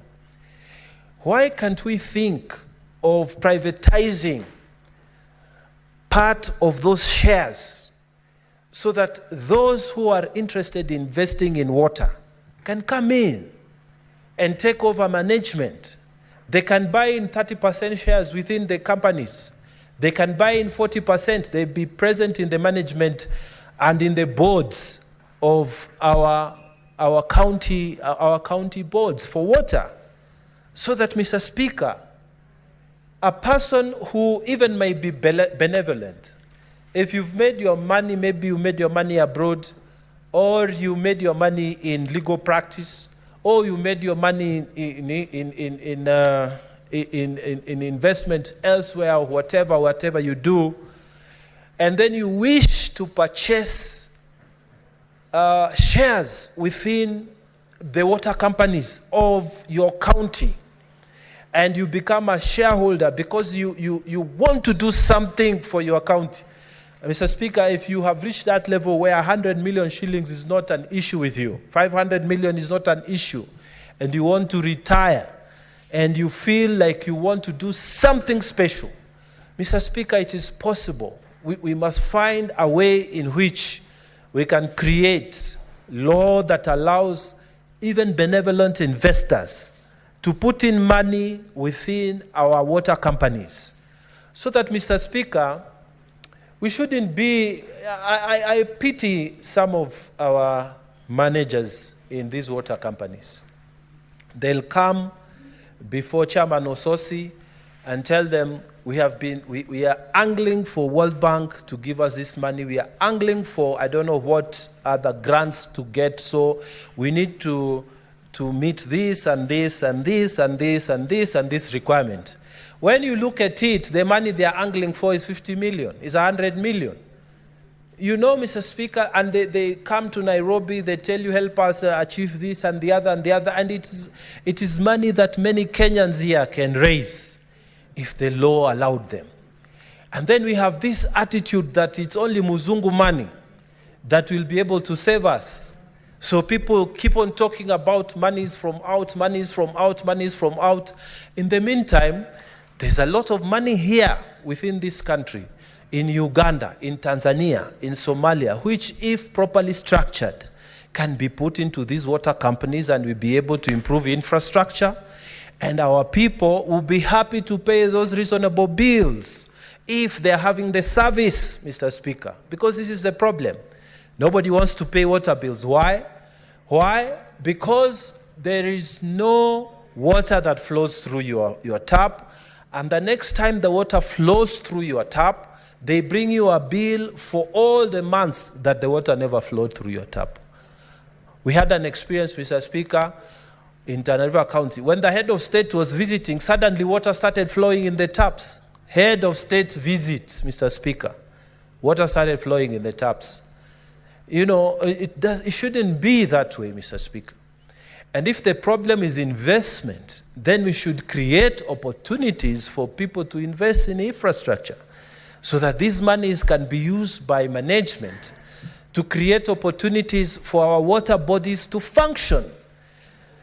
Mr. Speaker, having said that, I would like to also say that water bodies, even with the difficulties that they're experiencing, Audit is showing us in this Senate that there are some water companies that are just doing the wrong things, just wrong things. And some of these are not difficult to comply with. The law, the National Cohesion Integration Act, Mr. Speaker, has said that if within that county there are some majority tribes, you make sure that 30% should not be occupied by one tribe alone, so that the other people can have opportunities, Mr. Speaker, to be employed. Now, we have many water companies, Mr. Speaker, that have totally ignored these rules. And in this report, Gusii Water Company has been mentioned specifically. But Gusii Water Company is not alone when they are told that 80% of your employees are in contradiction of the National Cohesion Integrity Commission Act. But it's not alone. There are many companies, Mr. Speaker, including my own Tana River Tawasco, Tana Water and Sanitation Company, Mr. Speaker, where they have totally ignored the provisions of the National Commission Integration Act, where you find the people who are employed are from one side. You don't find a proper mix. Small tribes that exist within the county of Tana River are not given opportunities. Mr. Speaker, what are the consequences of flagrant disobedience of the law? Mr. Speaker, we make recommendations in this Senate, but there are no consequences. People come, they tell us they will improve, and next year they come, they are the same, and there are no consequences. Mr. Speaker, I am asking that it is time we started thinking about tightening the laws on people who are flagrantly disobeying the law. Here, we have been told that in terms of financial management of these companies, you have many of them which are getting unqualified opinion of the Auditor General. Now, if the Auditor General says that the opinion they are giving in terms of financial management of your monies, the funds that have been made to you, is unqualified opinion, Mr. Speaker, and then no consequence is visited upon them. Instead, in the next meeting, they bring some documents, like the chairman said, they generate documents so that they tell you, oh, we were only told, our opinion was only bad because we didn't have this and this other document. Now we have them. I like the stand Mr. Chairman has taken, that the documentations that have not been assessed by the Auditor General should not be accepted by the Senate committee. People should go through the processes, Mr. Speaker. Mr. Speaker, there should be consequences, because after we make recommendations, there should be consequences. I always feel very let down by some of these guys. ESCC sits in the Public Accounts Committee. They have a permanent representative there. And they are told there's this a problem, this a query. ESCC moves there, they sit there, collect allowances, and they do nothing, Mr. Speaker. And there are other bodies there. You find they come and sit, they listen, and recommendations are made. Instead of action being taken in real time, the reason that you are put in that committee is so that you can take action in real time. Nothing happens. Mr. Speaker, we want to see action on these audit reports. Consequences must visit those who are flagrantly breaching the National Cohesion Act. Water companies that are not following the law, Mr. Speaker, they should feel the pressure of the Senate. Mr. Speaker, a few people must be arrested for breaching the Public Financial Management Act. Mr. Speaker, if this happens, then we shall have some discipline. Aside from the investment, We need enforcement of the law, Mr. Speaker, so that we can bring some form of discipline and direction from the Senate on these water companies. We've been told water is life. And an appeal has been made here that senators, we must take interest in the management of water companies in our places where we come from. And I accept that. That's a good appeal. But we also need from the National Committee enforcement. If somebody is not doing his work, surely let a few people take personal responsibility. If this starts happening, Mr. Speaker, we shall be able to create proper management of our water companies, and our people shall receive water, the water they have been using. They will be billed for water that they have been using. Mr. Speaker, why can't we create water tokens so that just like electricity, I buy my token and I know that after I've used 1,000 or 500, I need to replace, instead of waiting at the end of month, alafu naletewa bili ya hewa. Mr. Speaker, time has come, we use technology to make sure our water companies are also functional.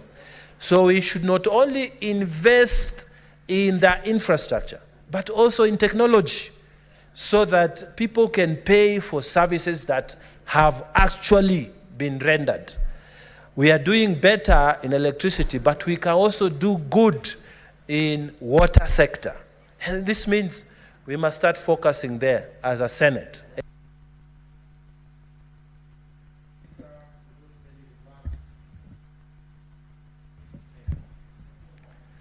Senator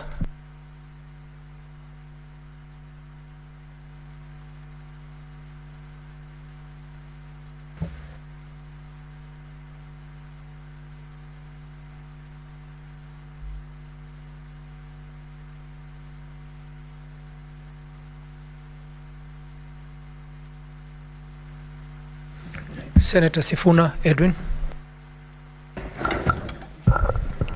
Thank you, Honorable Speaker. Allow me to begin by commending the County Public Investments Committee that is ably chaired by the Senator for Vihiga, the Honorable Osotsi. Honorable Speaker, I have had occasion to be present in some of his meetings, especially when the management of the Nairobi Water and Sewerage Company was appearing before this committee. And I can assure you that I saw the sort of commitment by members of the committee, and especially the chair, to make sure that we right the wrongs in many of these water companies.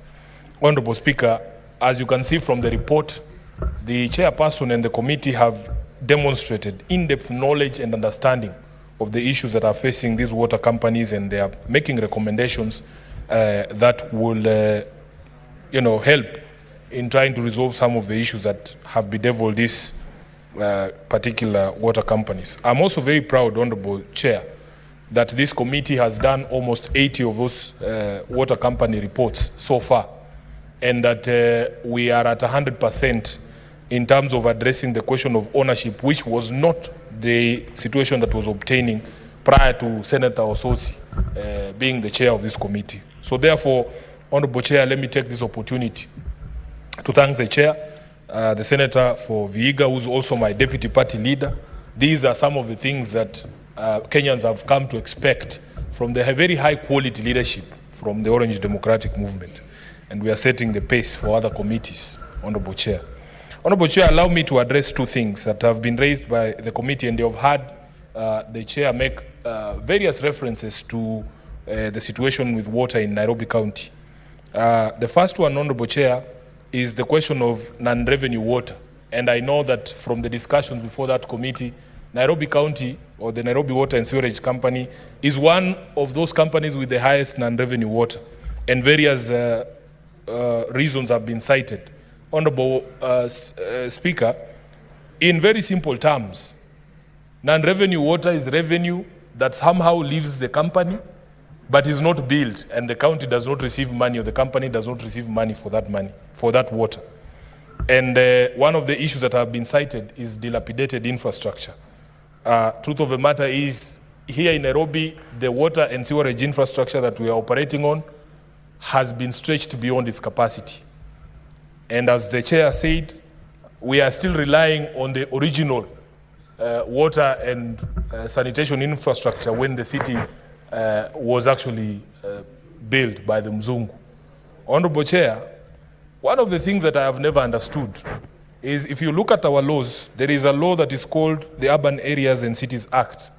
This law, under sections 5 and 6, provides for a framework of cooperation between the national government and the county government, and especially the city county of Nairobi, recognizing the unique position of Nairobi City County amongst the 47 counties. This uniqueness arises from many things, including the fact that Nairobi City County is the capital of the Republic.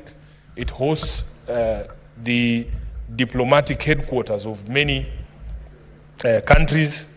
It also is a seat of government. Many national government institutions are actually situated here in Nairobi. Honorable Speaker, under that act, the expectation was that in the realization of the uniqueness of Nairobi, the national government would support development of heavy infrastructure or critical infrastructure like the water and sanitation infrastructure. But this has never happened. If you speak to the management of the water company and the county government of Nairobi in general, Honorable Speaker, the amount of capital outlay that is required to bring the sanitation and water infrastructure up to speed, Honorable Speaker, it is something that would require over 5 years allocation under the equitable revenue share for us to be able to do that infrastructure. As we speak, Honorable Speaker, the existing sewage network, for instance, covers only 37 or 30% of the total square area of Nairobi County. And Honorable Speaker, as you know, these has also, the past few years, have seen a lot of rapid development in terms of housing. Very many new buildings are coming up, going up to 25 floors, hosting thousands of tenants, but it has not been accompanied by the commensurate infrastructure upgrade that is required. And this is why many of our water and sanitation infrastructure is creaking. So, Honorable Speaker, I continue to call on the national government to honor its responsibilities under the Urban Areas and Cities Act to support Nairobi's development of certain critical infrastructure, including our water infrastructure, Honorable Speaker, so that we can be able to meet the needs of the people of Nairobi. Secondly, Honorable Speaker, the committee has highlighted the specter of illegal connections and what the chair has called outright corruption. There are stories we hear in this city, Honorable Speaker. Very serious allegations are made against the management of Nairobi Water City Company, the people who work there, that, Honorable Speaker, even though they told us that there is this program of equitable distribution of water across the city, that there are unscrupulous people within the company who are even themselves merchants of water, people who own water bowsers, who are aware of the distribution schedule, who will make sure that, Honorable Speaker, the running joke is that some of them have mjengos going on and they tell their contractors, just wacha nifunge Nairobi West and then I'll come and see you at the hardware, Honorable Speaker. Knowing that you are shutting water supply to Nairobi West, then your bowsers are available for the people of Nairobi West to buy water from you. So these stories, Honorable Speaker, unfortunately for us, we rely on other institutions, and we have complained even at the Committee of Public Accounts that unfortunately for us as a House, our role ends somewhere. That once we bring up these matters before these committees, we depend on other institutions of government, including the EACC, to be able to follow up and to be able to bring some of these matters before the courts so that we can stop these malpractices. I remember, Honorable Speaker, and I don't know if Chair of this committee can recall, that when the Nairobi Water team was before his committee, there was a discussion about the discharge point for sewage from these exhausters in Nairobi. And the management there could not tell you on average or in a day what are the identities of the trucks that have delivered or have discharged this morning. They cannot tell you the number of times a vehicle specific registration number has appeared there. And it becomes very difficult for you to manage revenue if you're operating like that. So, Honorable Chair, if we do not focus on this question of illegal connections and corruption within our water companies, we are doing nothing. And by the way, I used to think that cartels, for instance, in water, are shadowy figures who you cannot point out. Honorable Speaker, the people doing illegal connections are known within our communities. It is the inefficiency of the water companies that supports the existence of these cartels. Because the people there, especially in the informal settlements, have come to realize that the suppliers down there who have made illegal connections somehow provide a more reliable service than the water company itself. So if these issues are not addressed, Honorable Speaker, then we will not be doing anything. Lastly, Honorable Speaker, I want to just comment on something that the Speaker, the Chairman said, that the recommendations are arrived at by consensus. And in replying, I would also want him to advise if this consensus is just amongst the members of the committee, or if in fact the management of the water companies themselves share in some of these recommendations, because it is important that you get the buy-in of these stakeholders, especially on conflict areas such as the Kisii and Nyamira situation that you have referred to, the Bungoma and Trans Nzoia one. If there is no commitment from those stakeholders to resolve those problems, there's not going to be resolution of those problems. So therefore, Honorable Speaker, I want to thank the committee. I thank them for the support that they are rendering to all these entities for them to be able to improve. At the end of the day, Honorable Speaker, what the people of our counties expect is reliable water supply. If you look at the statistics, the people who in this city have access to water 24 hours are less than 40%. The rest of us, Honorable Speaker, we have to play pata potea with our water supply. And this is a situation that is not acceptable. And we have to call out the management of these companies. We have to call out the management of our counties to ensure that this is done. Nairobians have waited for so long, Honorable Speaker, because, you know, there's a project that we were following very closely on the Northern Collector Tunnel that was supposed to add an additional 170,000 cubic meters of water to our daily supply, which would have helped because we are running a deficit of over 200,000 cubic meters of water every day. We need to be updated on the situation with the Northern Collector Tunnel and all the other water projects that the people of Nairobi have been waiting on, so that we are able to assuage the situation and as well in the other counties. With those many remarks, Honorable Speaker, I thank you and I support the position that has been taken by the committee. Thank you, Senator Sifuna. I was really hoping that when you were talking about the honeysuckers, and you informed the House that they discharge their sewer in rivers, and we have that problem. Senator Cherargei.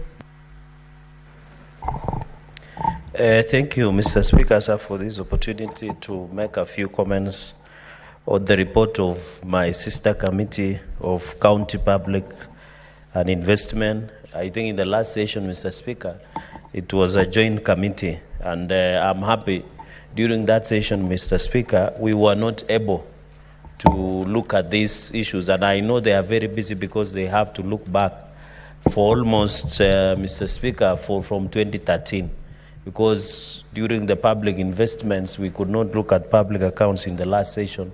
But I'm happy in the wisdom of the Senate, Mr. Speaker, we have seen the need to have a public investment committee. And I'm happy to, this report of 2019-2020, I'm happy with the pace at which the Public Investment Committee of this House is doing its work, led by the Deputy Party Leader of ODM, my brother and friend and neighbor, Senator Otsotsi, for the good job that he's doing, Mr. Speaker. And for us who interacted with Senator Otsotsi in the last session, he was a fiery legislator who almost angamised one of our principles, but I'm happy nowadays he's more calm. Mr. Speaker, on the issue of Amatsi Water Service Company Limited in Vihiga, Bomet Water Company Limited in Bomet County, Gusii Water and Sanitation Company Limited in Kisii, Nyamira counties, and this is where we have problems even in waterworks, Mr. Speaker. Remember, for example, Nandi, there are many shared, Mr. Speaker. Even in Nandi, we have a Laureate Water and Sanitation Company that covers both Wazingishu County and Nandi and part of Lesos in Nandi's constituency. We have Kisumu Water and Sanitation Company in Kisumu County, Kwale Sewerage and Sanitation, Nyeri and Sanitation Company, Mr. Speaker, where Wamunyoro village is. Mr. Speaker, on many aspects, I want to be very clear, Mr. Speaker, on many issues. I agree that most of our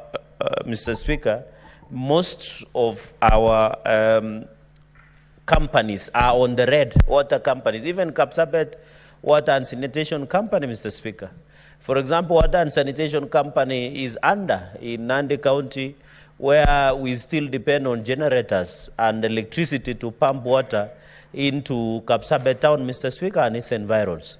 We had expected that the government would expedite the construction of a Keben Dam, Mr. Speaker, which was upscaled to 24 billion Kenya shillings, Mr. Speaker. I know there are a number of dams across the country, like Tuaga Dam. There is also Karmenu Dam, Mr. Speaker. There is Posta Dam in Bomet. There is also Itare Dam in Nakuru. Chemasusu Dam was complete. We had one, the Aror and Kimwarer dams in Elgeyo Marakwet County, Mr. Speaker. We have 2 rivers in Wazingishu. Mr. Speaker, we have the one of Sondu Dam that was supposed to cost 40 billion. That is between Kericho, Nandi, and Kisumu counties, among other dams across the country, Mr. Speaker. So it is very important that water is life. Water should be accessible, Mr. Speaker. If a society where it will reach a point that water is more expensive than soda or any other beverage, Mr. Speaker, as a society, we have collapsed.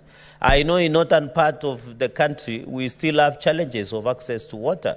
And we remember we were being told that there is aquifer waters, especially in Turkana and that northern Pell, where we were being told up to 70 years access to underground water, to especially regions, your county like Garissa, Wajir, Mandera, among other counties in the northern frontier, Mr. Speaker, is very critical. As a society, Mr. Speaker, when you don't have water for domestic use to drink, Mr. Speaker, many years ago, there were clamor for changes in reforms of water sector, Mr. Speaker. Even, Mr. Speaker, as we grapple with the challenges of access to water in eastern and northeastern part of this country, where ours is rain-fed, Mr. Speaker. We are lucky from where I come in Nandi. The reason why we don't have so much challenge of access to water for domestic use, drinking, and other usage is because of rain-fed kind of access to water, Mr. Speaker. In fact, even coastal waterworks in Mombasa, Kwale, Kilifi, and counties that border Indian Ocean, Mr. Speaker, there was even a proposal of Mzima Springs that is not sufficient. We need desalination because the auction water is salt, Mr. Speaker. Those are some of the access to create water in these areas, Mr. Speaker. But can you believe living in Nairobi is like living in some eastern or northern eastern of this country? Because, Mr. Speaker, water only appears in Nairobi like medicine, Mr. Speaker. No one is sure. That is why the thriving business of water bowsers in this city, Mr. Speaker, where at the moment there are many water bowsers. Even when you drive in the Nairobi roads, Nairobi streets, Mr. Speaker, you will always spot water bowsers. It's a booming business. Because, Mr. Speaker, I don't know it was by default or by design, where the supply of water has collapsed in this city, Mr. Speaker. We were being told the northern corridor of Murang'a should provide sufficient water, sufficient water to Nairobi City, Mr. Speaker. So, Mr. Speaker, I can tell you many Kenyans, 4 million plus residents of Nairobi, Mr. Speaker, there is no difference with people who are living in Wajir or Turkana in terms of access to water. You have to buy water, which is expensive in terms of household expenditure, Mr. Speaker. You know, many families across the country, Mr. Speaker, spend 60% of their income on food. Food being inclusive of water, Mr. Speaker. I think that is a challenge as a country we must grapple with. And I think as a country, our people should be able to access clean and safe water wherever they are. 50 million plus, Mr. Speaker. And therefore, we want to ask counties, because most of these water and sanitation companies are domiciled within counties, Mr. Speaker. We want to ask, Mr. Speaker, we notice, and I want to confirm that we don't have smart meters, where you still have clerical waterworks, the meter readers. I'm told the first president of this republic was a meter reader in this city, Mr. Speaker. And I know Senator Okiya Omtata might be aware, because he's good at litigation, that he was the meter reader, Mr. Speaker. So you get people, clerical, still go and read, Mr. Speaker. And I don't know, you can be a meter reader and become a multi-billion in this country. So, Mr. Speaker, when you go and they still read it physically using motorbikes, using access, and then write, Mr. Speaker, we need to introduce smart meters so that we protect and ensure accuracy in terms of declaring in the financial statement. And I think water sanitation companies should introduce, Mr. Speaker, smart meters so that you don't need to be there. Even Kenya Power and Lighting and Company, although that's another, it was one of the scandals that did affect this country was provision of smart meters in Kenya Power and Lighting Company. We need smart readers, smart meters, so that our people, we can know. So, Speaker, I was shocked that these meter readers come and read and then go and approximate how much you will pay. But if you had smart reader, it gives us the precision of a military marksman, what you should pay in terms of access, Mr. Speaker. And therefore, even it will also assist non-revenue water, Mr. Speaker. Because the fact that that water is lost, it means that revenue is lost, Mr. Speaker, in terms of non-revenue water. And therefore, we need to have even, Mr. Speaker, a technological era. Kenya is boasting of being technological savvy, Mr. Speaker. For example, we need to ensure that we have GIS, Geographical Information System, Mr. Speaker. When you have Geographical Information System, Mr. Speaker, GIS, it can tell us where is the pipe leakages, where there is pipe burst, the way Kenya Pipeline Corporation are using in terms of GIS. Say that if you are taking fuel from here to Eldoret to Kisumu, these pipes that KPC all the way from terminal, Kipevu terminal or wherever in Mombasa, they should be having a GIS to detect water leakages so that you prevent non-revenue water and loss of revenue because water is spilled or the pipes are burst, Mr. Speaker. So when we have GIS, Mr. Speaker, and I hope the committee led by my brother has noted this, it will assist in terms of ensuring that when you have geographical information system, it can detect the way we detect fuel when there is leakage. They can become precise, Mr. Speaker, and ensure that we can be able to detect any leakages of water or burst pipes in the system or infrastructure within. And I hope other companies, like whether it is coast companies, whether it is in Rift, whether it is in Nairobi here, it should be able to use GIS, Mr. Speaker. It is something that is easy. And I hope, Mr. Speaker, we should not be told counties or when they're upgrading to GIS that it is taking 104 billion. The way the ICT infrastructure upgrade was done in terms of the upgrade of NHIF and SHA, Mr. Speaker, because the funny part, and Senator Eddie will tell you, the funny part with an infrastructure of app, you need upgrade, you don't own it. It becomes absolute. So when you pay a lot, like the way you are paid 104 billion for infrastructure in terms of NHIF, then there is a big problem because that's software, you'll keep it improving, Mr. Speaker. Then, Mr. Speaker, on the issue of what I am happy that there is a report. I have seen there is a version, Mr. Speaker, of a mediated version of Water Act. This, Mr. Speaker, should resolve the issue of Water Trust Fund. You remember the amendment that was brought, what we call the Water Amendment Bill of 2023. The intention was to reverse, Mr. Speaker, contravening fourth schedule where water and management and water sanitation and access to water was left to counties, Mr. Speaker. You remember there's still animals called waterworks. Like now we have coastal waterworks. We have Lake Victoria North where Nandi, Kakamega and Vihiga and other counties are falling within. We have Lake Victoria South waterworks. We have Central Rift waterworks. We have Tana waterworks. We have Tana Adi waterworks, Mr. Speaker. These waterworks undermine devolution. In fact, these waterworks, Mr. Speaker, should be completely taken off. For example, in Lake Victoria North waterworks, where Nandi is, the headquarters in Kakamega, but when you go there, they have hired only one tribe, and yet it covers my county, Nandi, it covers Vihiga, it covers Kakamega, Mr. Speaker. I think Ngishu was removed, it is now in Central Rift. We are suffering. Most of the development in Lake Victoria North in terms of even drilling water in schools and hospitals, Mr. Speaker, and other community center. They are only drilled in Kakamega and Vihiga and other areas, but Nandi is left out, Mr. Speaker, because of perception that this region, Mr. Speaker, and it undermines Article 10 or principles of good governance and national values, Mr. Speaker. So when you look at Lake Victoria North, Nandi, when you look at the projects that come to Nandi through that waterworks as opposed to other regions, Mr. Speaker, it is very unfair. And I think it is high time we disband and ensure coastal waterworks, North Rift waterworks, Tana, other waterworks, any other waterworks in the country should be disbanded because they let the counties and the county governments run those waterworks under the water and sanitation companies. And I hope in the next report, the PIC committee must tell us that we need to bring down all waterworks because that is where the bastion of corruption is. Most of the dams that I mentioned, like Tuage, Karmenu, Posta, Itare, Keben, and other dams, Mr. Speaker, including Sondu, and including North Rift, and even Aurora and Kimwarer, are run by specific waterworks, Mr. Speaker.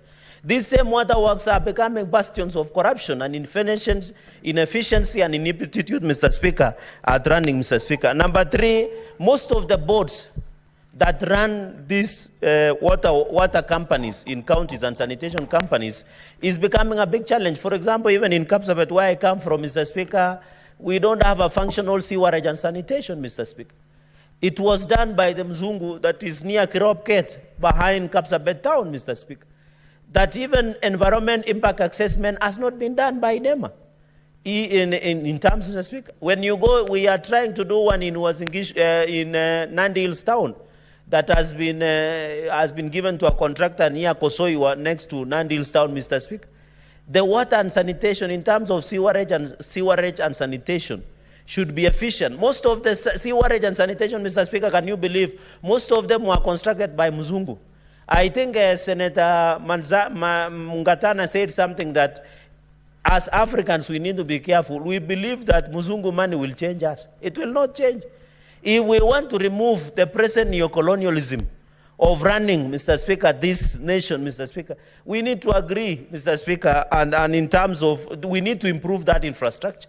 I am happy that as we even do affordable housing, Mr. Speaker, we should also work with ensuring that we have a proper sewerage and sanitation for the affordable housing program so that we have a complete circuit.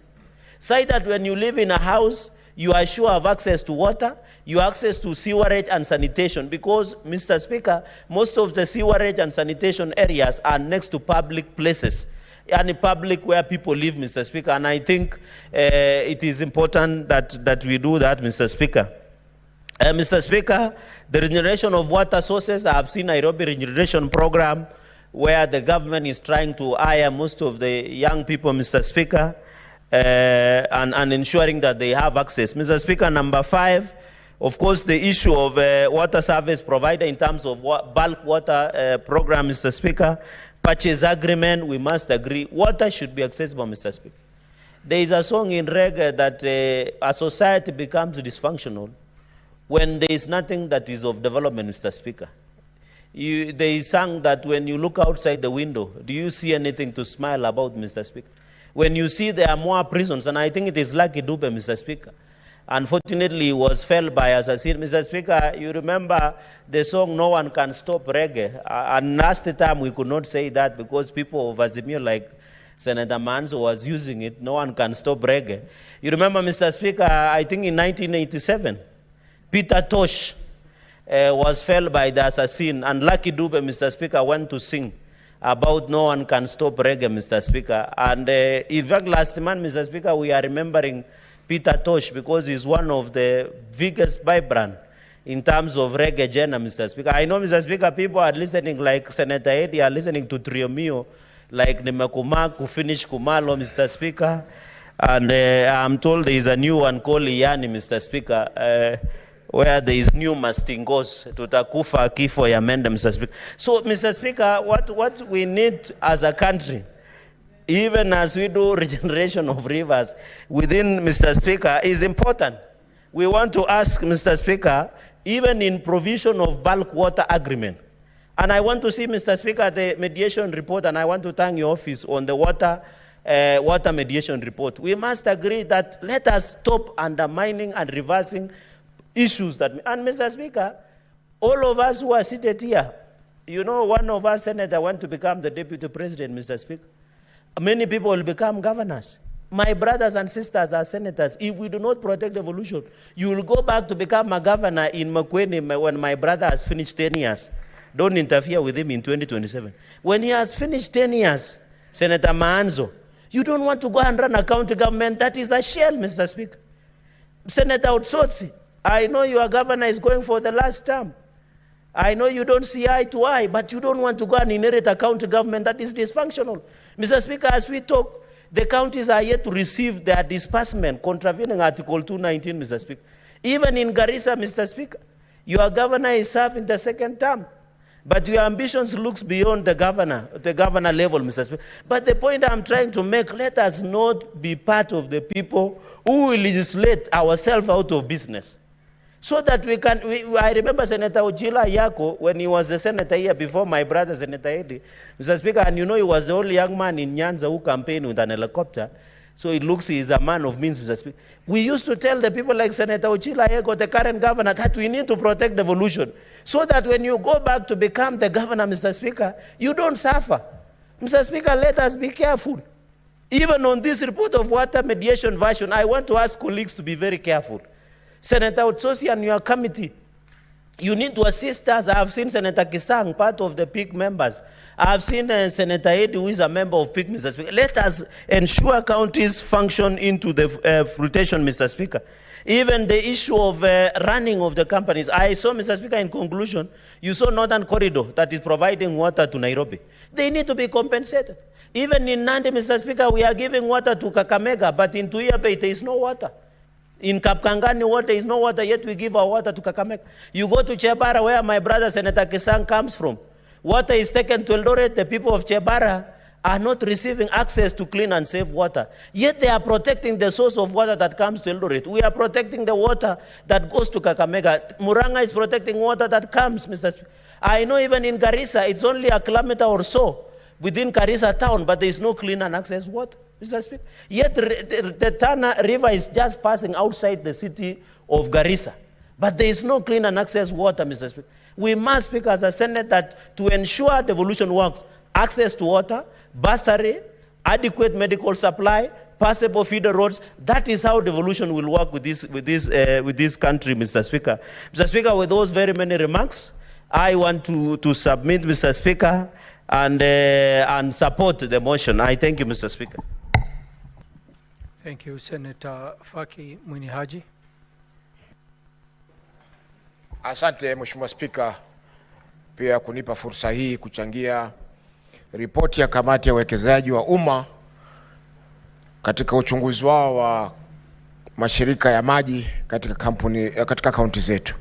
Shirika la maji la Amasi Water Company, Bomet Water Company, Gusii,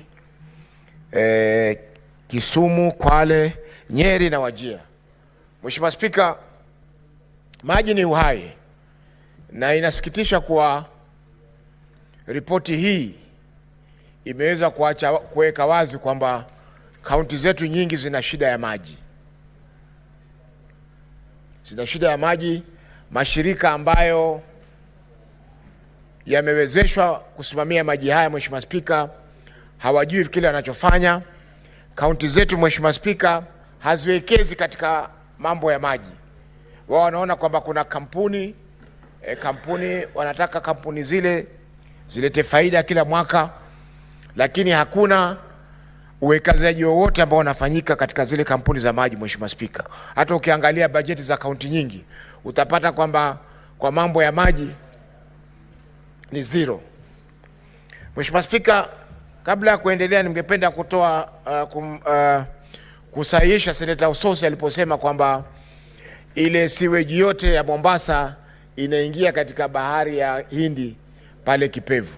Mheshimiwa Spika, sewage ya Kipevu ni ya sehemu ya Changamwe peke yake, si ya Mombasa nzima. Sehemu zingine hakuna sewage, watu wanatumia yale mashimo ya kawaida. Kwa hivyo sewage ambayo tulikwenda tukafuatilia mwezi wa 5 nafikiri na Seneta Ososi pamoja na kamati yake ni ya Kipevu. Mheshimiwa Spika, na jambo la kusikitisha ni kwamba mpaka leo hakuja kuwa na maendeleo yote pale Kipevu. Vile ilivyokuwa tulivyokwenda, walisema kwamba pesa zitakuwa released na World Bank anytime tuweze kumaliza ile ukarabati uliokuwa unafanyika. Lakini Mheshimiwa Spika, ni masikitiko kwamba kufikia leo hakuna kazi yoyote ambayo imeendelea pale, na maji bado ya sewage yanaingia kwenye bahari. Mheshimiwa Spika, bandari ya Mombasa ni bandari ya kimataifa. Hatuwezi kuruhusu sewage iwe inaingia katika bandari yetu wakati kuna meli pale zinakuja, kuna mizigo, kuna vyakula vinaletwa, Mheshimiwa Spika, katika bandari ile. Hii marekebisho, Mheshimiwa Spika, ilikuwa ni mradi ambao umefadhiliwa na World Bank, na tatizo lilikuwa ni kwamba World Bank hawakuweza kuapprove invoice fulani ili waweze kurelease money, waachilie fedha za kuweza kutekeleza na kumaliza mradi huo. Kwa Mheshimiwa Spika, ni jambo ambalo ningeomba kamati kama itapata fursa irudi tena waweze kuliangalia kwa makini, kwa sababu ni aibu kwamba kaunti yetu ya Mombasa inamwaga sewage katika bandari ya Hindi, ambao bandari hii, Mheshimiwa Spika, bandari ya Mombasa, ambao bandari hii, Mheshimiwa Spika, ni ya kimataifa.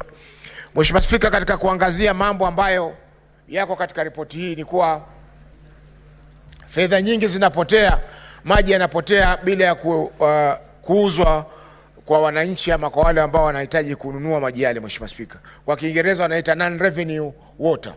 Mheshimiwa Spika, tukiangalia miundo msingi ya kampuni ya sehemu nyingi za maji, Mheshimiwa Spika, ni pipe ambazo zilijengwa nyingine kabla ya uhuru 1963. Mheshimiwa Spika, sasa karibu Kenya imefika miaka 60, pipe ni zile zile. Mheshimiwa Spika, zimejaa kutu ndani. Mheshimiwa Spika, maji yanayowekwa katika pipe zile, Mheshimiwa Spika, hatuna uhakika wa usafi wake. Wengi wetu, Mheshimiwa Spika, siku hizi hakuna anayekunywa maji ya mfereji. Wengi tunakunywa maji ya chupa. Hata hapa katika bunge, Mheshimiwa Spika, hakuna anayekunywa maji ya mfereji, kwa sababu hatuna uhakika kwamba je, maji yale ni safi ama sio safi. Kwa hiyo Mheshimiwa Spika, fedha nyingi ama hasara kubwa inapatikana na kampuni hizo, kwa sababu ile miundo msingi ambayo inapeleka maji kwingine, pipe zinaweza kupasuka kwa muda mwezi, hakuna anayejua, na maji yanamwagika kiholela katika sehemu hizo. Mheshimiwa Spika, kule Mombasa hivi majuzi walianzisha zile wanaita smart meters. Lakini smart meters zile, Mheshimiwa Spika, haziwezi kupima maji ambayo hakuna. Ikiwa wewe huna maji yanayoingia katika tanki yako ama yanaingia nyumbani kwako, hata ukiwa smart meter itakuwa hujatibu lile tatizo ambalo liko. Kwa hiyo Mheshimiwa Spika, uwekezaji katika mambo ya maji, Mheshimiwa Spika, mara nyingi huwa tunafanya zile umuhimu wa mambo kinyume. Yani our priorities are upside down. Tulikimbilia kuweka smart meter, lakini maji katika mfereji hakuna. Kwa hivyo hata kama una smart meter, Mheshimiwa Spika, huwezi kuhesabu kile ambacho hakuna. Mheshimiwa Spika, tukiangalia masuala ya uwekezaji katika kampuni hizi, utapata kwamba ni ule mtaji ambao uliwekwa na serikali wakati wa nyuma ndio unaendelea kutumika katika kampuni zile. Kampuni nyingi zinapeleka hasara, kwa sababu japokuwa iko haja kubwa ya maji, kila mwananchi anataka kutumia maji, Mheshimiwa Spika, lakini maji yale, Mheshimiwa Spika, kuyatoa katika sehemu zile ambazo yanapatikana mpaka kuyafikisha katika majumba ya watumizi imekuwa ni shida. Mheshimiwa Spika, kwa mfano kama Mombasa, maji yake mengi yanatoka Mzima Springs, lakini Mzima Springs ile kutoka ijengwe 1940s mpaka leo hatujaongeza hata nusu pipe. Sisi yetu ni kukarabati pipe na kuomba pesa za kufanya utafiti wa kuwezesha vipi tutaweza kujenga pipe nyingine. Mheshimiwa Spika, ukienda leo pale Mzima, Mheshimiwa Spika, utasikitika kwamba wale walioweka Mzima Springs waliweka Mzima 1 na Mzima 2 na Mzima 3, lakini leo miaka 60 baada ya miaka 60 ya uhuru, zaidi ya miaka 60, tuna Mzima 1 peke yake ambayo ndio inapeleka maji Mombasa. Mheshimiwa Spika, sehemu nyingine ya maji ya Mombasa ni yale maji yanayotoka katika Mwache, na sasa Mwache Dam inajengwa tena ili iweze kusaidia watu wa Mombasa kuweza kupata maji rahisi. Lakini Mheshimiwa Spika, bado kuna mizozo baina ya kaunti zetu. Japokuwa maji zile sehemu za maji ni sehemu za kitaifa, lakini bado kaunti zetu zina maji. Kwa mfano, hapo nyuma kulikuwa na mzozo baina ya Kwale County na Mombasa County kuhusiana na zile mradi wa maji wa Mwache. Watu wa kaunti wa Kwale walikuwa wasema maji ya Mwache yatumike Mwache peke yake, na hali yale maji ambayo yatapatikana pale katika Mwache Dam yatakuwa yanaweza kutumika Mombasa na kufaidisha pia watu wa Kwale. Mheshimiwa Spika, sehemu nyingine ambayo inaleta maji katika kaunti ya Mombasa ni Marere ambao pia iko Kwale. Hivi majuzi Mheshimiwa Spika, wale watu wengi wanaokaa sehemu za Changamwe constituency, Jomvu constituency katika kaunti ya Mombasa walikosa maji kwa sababu maji yote ambayo yalikuwa yanatakana kuja Mombasa yalikuwa yamepelekwa Kwale mjini ili kusaidia maandalizi ya Mashujaa Day ambayo ilifanyika juzi. Mheshimiwa Spika, hayo ni masikitiko makubwa kwamba mpaka sasa tunaweza kufungia maji karibu watu 1,000,000 maji yaweze kupelekwa sehemu moja kwa sherehe ya siku moja. Mheshimiwa Spika, kwa kumalizia ni kuwa maji ni uhai. Mheshimiwa Spika, maji ni uhai na hakuna uwekezaji wa kibinafsi katika masuala ya maji. Tukiangalia kaunti zetu nyingi Mheshimiwa Spika, kama ni Watabuza wana 1 ama 2. Ukiangalia Mombasa nyingi labda ziko 3 ama 4, kwa sababu moja iko Likoni, moja iko Changamwe, moja iko Kisauni na moja iko Jomvu.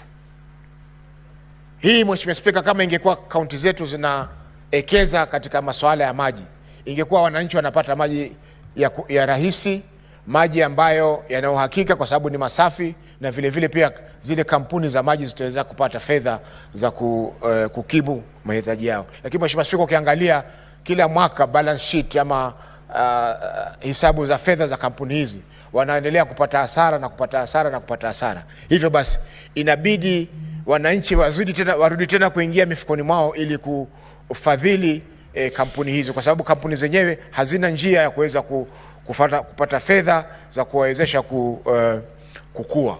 Mheshimiwa Spika, jambo jingine pia ni kutegemea zaidi misaada ya mashirika ya kimataifa kuhusiana na masuala ya maji. Japokuwa ni wafadhili wetu na wanatusaidia, lakini Mheshimiwa Spika, imefika wakati sasa lazima sisi pia wenyewe tujisimamie. Haiwezekani kuwa serikali inaweza kutoa kwa mfano maji wanaopata watu wa Mombasa yanatoka kwa Coast Water Services Board ambayo wanauzia shirika la Mombasa Water, na wao wanapewa muda wa kulipa kama ni siku 90 ama ni siku 100. Mheshimiwa Spika, hiyo inaitwa credit window ambayo inatumika.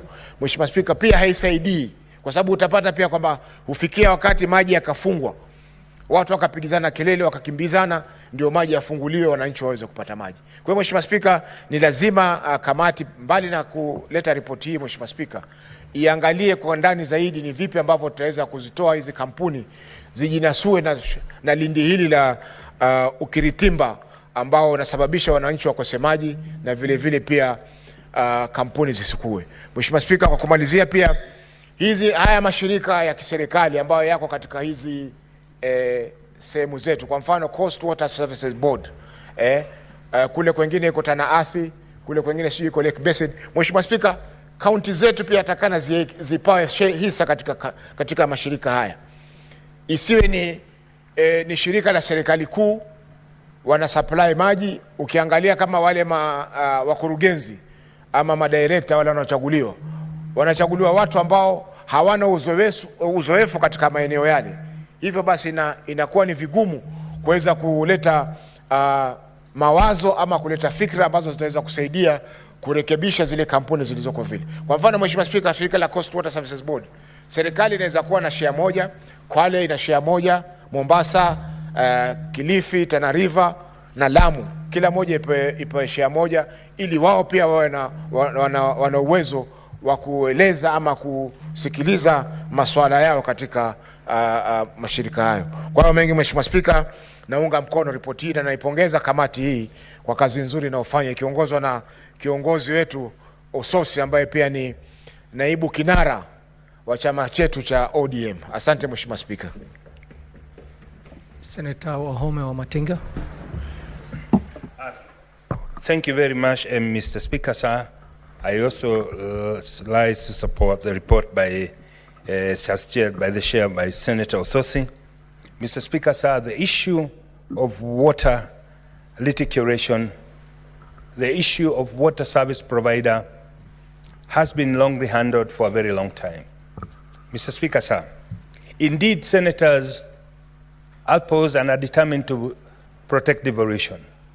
That being the case, we know that this is a function that's devolved and that must be undertaken by the counties. However, Mr. Speaker, it must never be lost to us that we have aspects of water, specifically in some counties, that cannot be handled by the county government alone, but must be a concerted effort by regional bodies. Therefore, Mr. Speaker, sir, I am one of those who support water development agencies because I think it's the high time that we change our approach in water reticulation. The issue of non-revenue water has been discussed and addressed by various speakers, senators in this House. However, Mr. Speaker, sir, the amount of investment that's required to put intelligent water systems, including the lines and the smart meters, including the reservoirs and dams, cannot be achieved by a single county. We are also it's also not lost to us, Mr. Speaker, that different counties are endowed differently. Some of these natural resources, where we have rivers, there are counties that do not enjoy those natural resources. And therefore, Mr. Speaker, it is imperative that we look at the water issue as a close-cutting, multi-county issues and can therefore only be invested into by a government, both local and both county and the national government, by making water accessible to almost everybody in this country. Mr. Speaker, sir, if you look at the counties, and I'm happy to say that Nyeri County is one of the counties that has water, have little water challenges. However, that is only limited to some sub-counties in Nyeri. When you go to Kieni, that is Kieni West and Kieni East, we have proposed dams, Karimeno Dam that was proposed way in the 60s, Narumoro Dam that was proposed at around the same time, but garnering the resources and the budget required to come up with those dams, Mr. Speaker, has remained a challenge. But that can be achieved, Mr. Speaker, if we have now the new approach of public-private partnership, where we make water a tradable commodity and ensure that the private equity flows into the business. Mr. Speaker, sir, non-revenue water, some of the companies having as much as 70% not left unchallenged, because if we are able to address the issue of non-revenue water, then we would be generating enough resources even to address the issue of the equity that's privately acquired. Mr. Speaker, sir, this can only be possible if we also have a paradigm shift in the way we think. In other countries, Mr. Speaker, we know that pension funds are invested to develop the infrastructure. We know that pension funds are used to ensure that water, both clean water and sewage water, is addressed. Mr. Speaker, sir, as we address the issue of clean water, as we address the issue of potable water, we must at the same time look at what we do with the sewage water.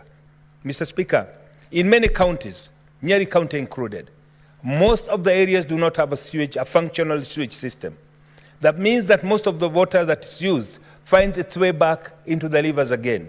This, Mr. Speaker, we know it is against the SDG goals of which Kenya is a signatory. And therefore, Mr. Speaker, sir, we must address the issue of ability to raise equity. We must address the issues of ability to attract investors into the water sector. And some of the water bodies, some of the water service providers, Mr. Speaker, they are too small to achieve economies of scale.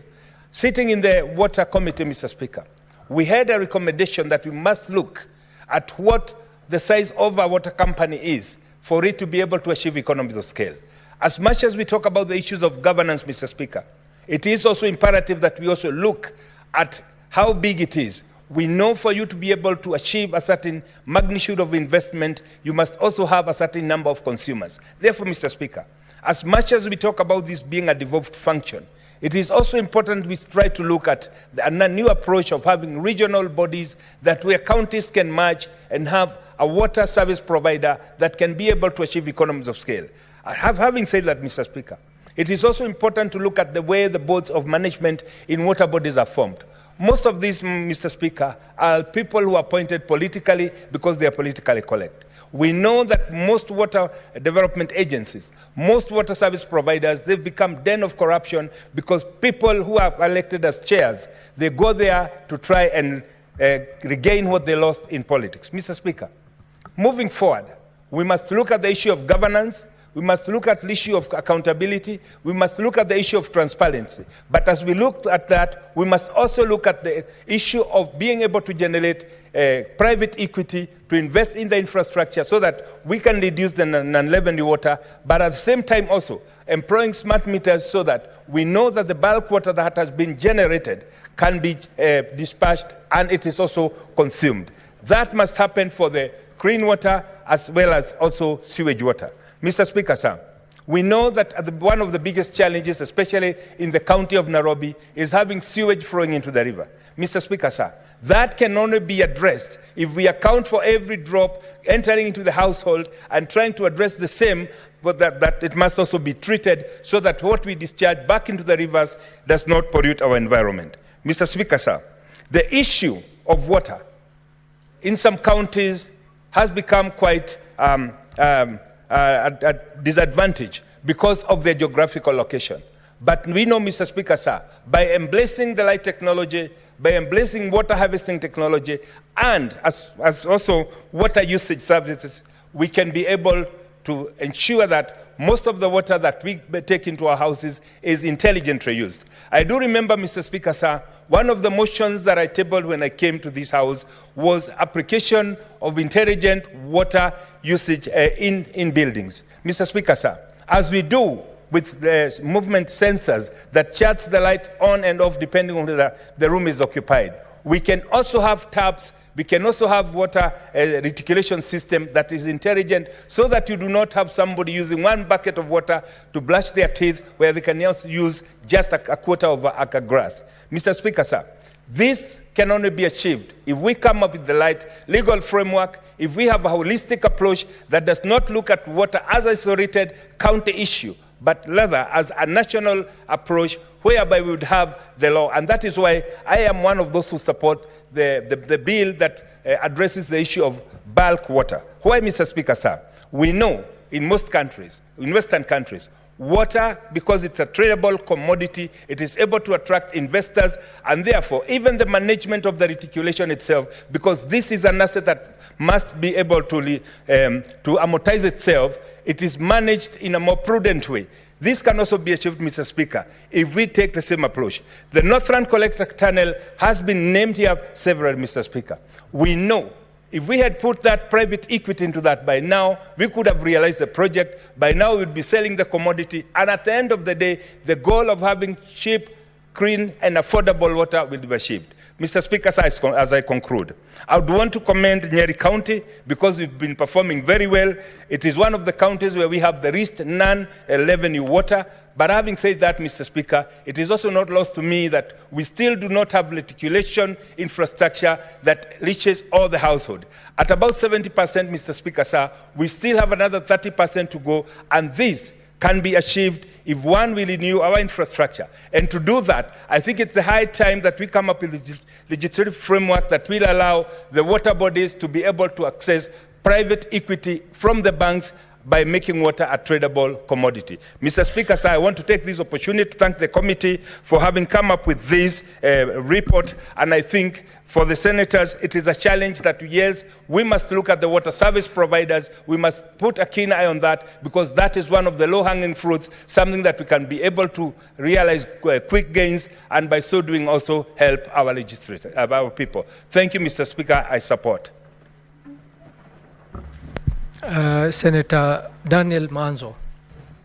Thank you, Mr. Speaker, for giving me an opportunity to contribute on this very important report. Mr. Speaker, although Makueni County is not named here, and this was up to 2019 to 2020, I'm sure the next report, Mr. Speaker, will include Makueni County. But most important, Makueni County, Kitui County, and Machakos counties are served by River Athi, among other rivers, whereby River Athi goes through Nairobi. One of the worst things which has happened to this river is that raw sewage, and especially by the honeysuckers, is released, fresh to this river. There has been an effort to clean up River Athi in Nairobi. I've seen the president launching cleanup projects, but as soon as he leaves, the people who are supposed to clean the river, they also leave with him. And therefore, it becomes like a PR exercise, and the water downstream continues to be dirty. With the sewerage systems in Nairobi, last week, and even the last 2 weeks, I've been releasing raw sewage water to River Athi, and it is green through Machakos, Kitui, and Makueni. And most unfortunately, Mr. Speaker, a lot of Kenyans use this water. It is used by many water companies in Makueni. And therefore, we must come up with a system to make sure that there is clean, safe water be consumed by the people in Kenya. Mr. Speaker, there is water storage, and the water is devolved under Schedule 4 of the Constitution. But unfortunately, the national government is still holding 90% of all the water systems. The counties have not received their monies in the last 4 months, and it must be very frustrating for a governor to sit in the county. You want to deliver water to the people, and you have no money to do this. Mr. Speaker, there are boreholes, most of them mismanaged through these companies, most of the money collected and stolen by individuals.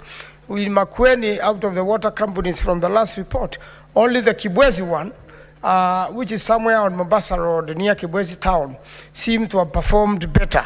The rest, you could not account for the monies.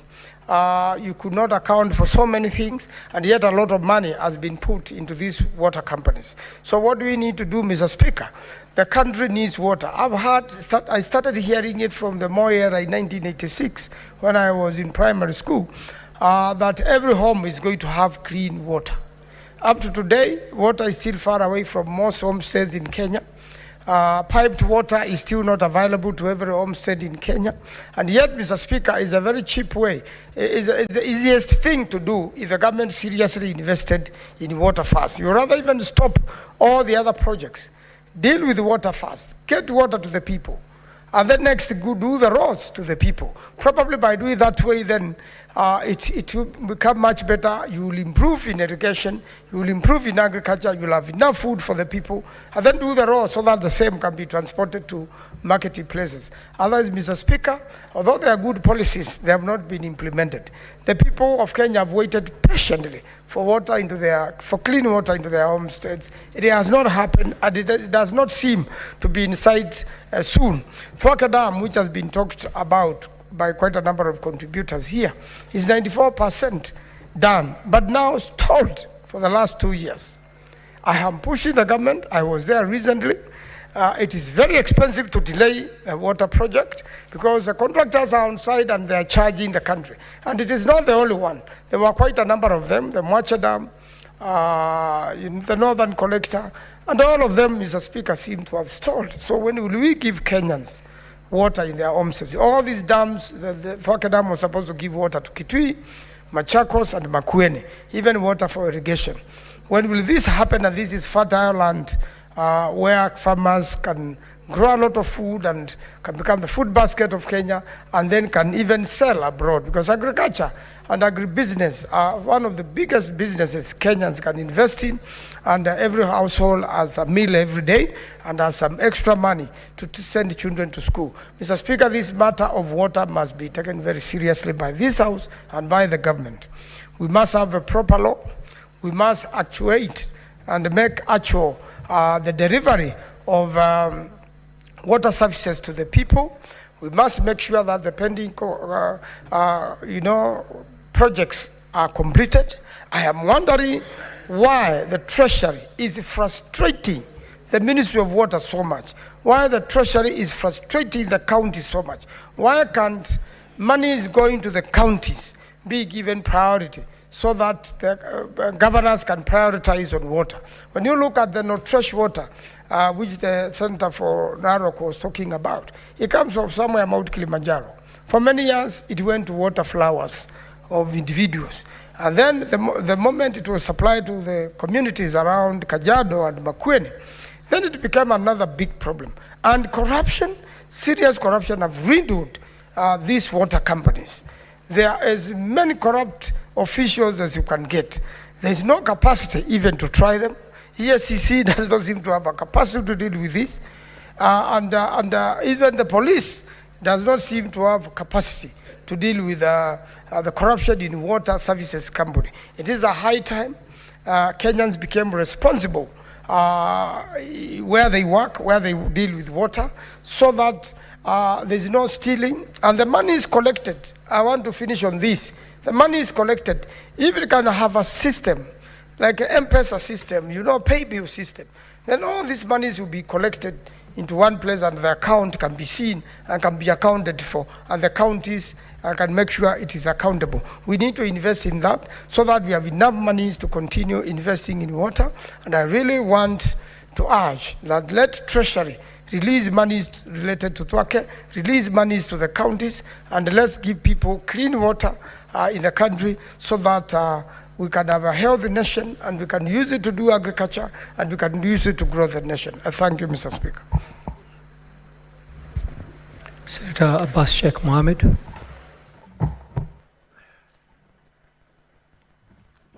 Thank you, Honorable Speaker. Honorable Speaker, I want to also join the other members to support the report. Honorable Speaker, I think the report, I want to commend the committee first for the excellent work they have done, because visiting 80 water companies is not an easy thing for knowing the resources that is available to this country, this Senate. Honorable Speaker, water is actually a very crucial resource that is life. Kenya has actually plenty of water, but always scarce to be utilized by people or accessed by people. Honorable Speaker, Kenya also has the highest number of institutions that manages water. We have almost 12 water works, 9 other regional developments, and the companies on every county that manages water, but water is never available at a given time on demand. I think it's just purely on lack of management and lack of transparency.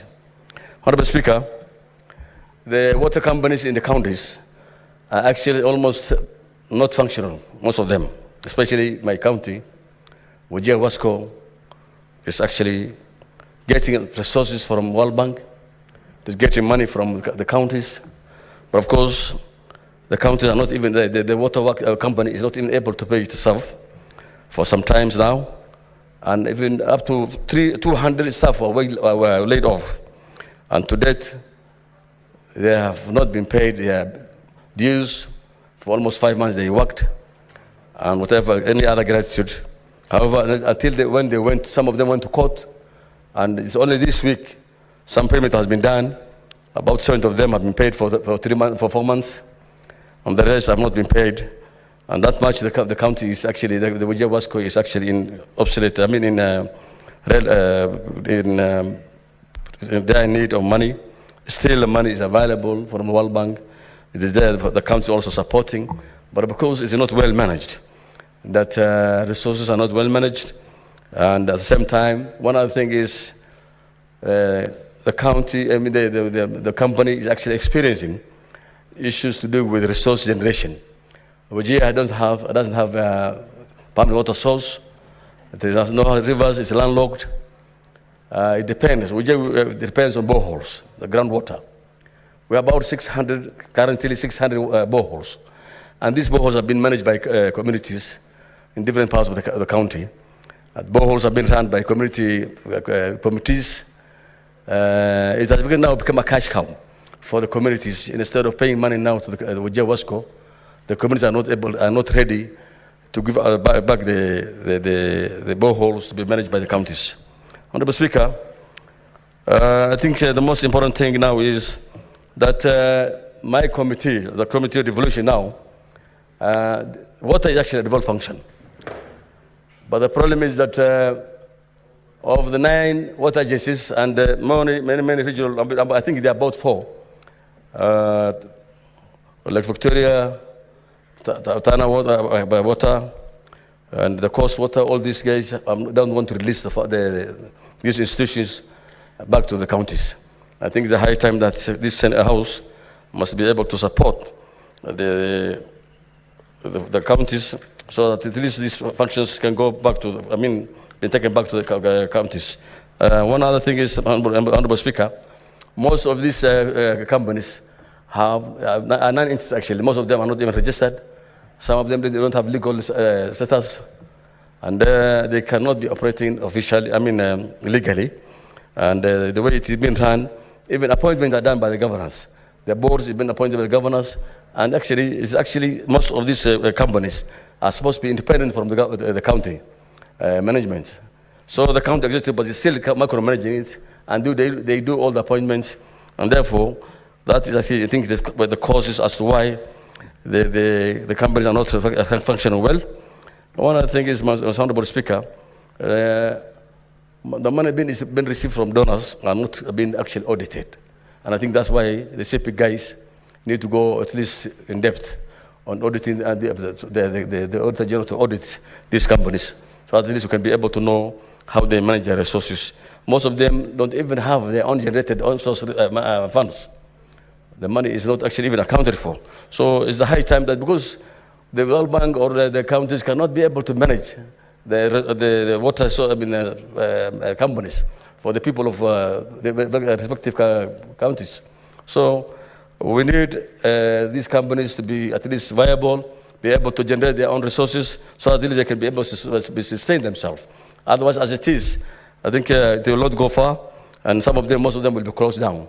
One other thing is actually legal status shall be done.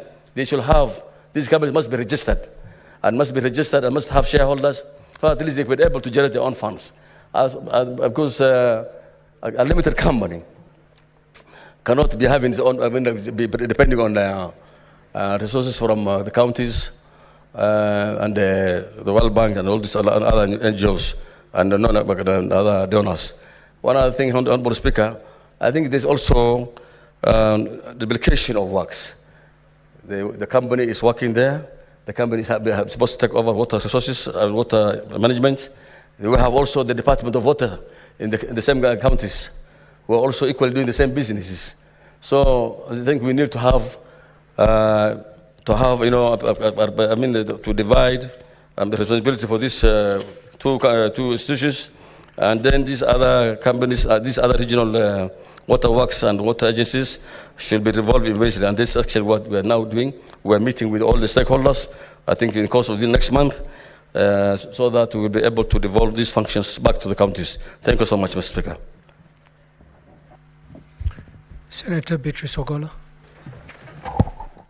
Honorable Speaker, I thank you, and I want to support this motion, and particularly applaud the leadership of this committee, Honorable Speaker. This committee is led by the very able Deputy Party Leader of the ODM Party, Senator Geoffrey Atieno Ososi, who has a future also elsewhere out of this Senate, Honorable Speaker. Honorable Speaker, water is life. In the SDG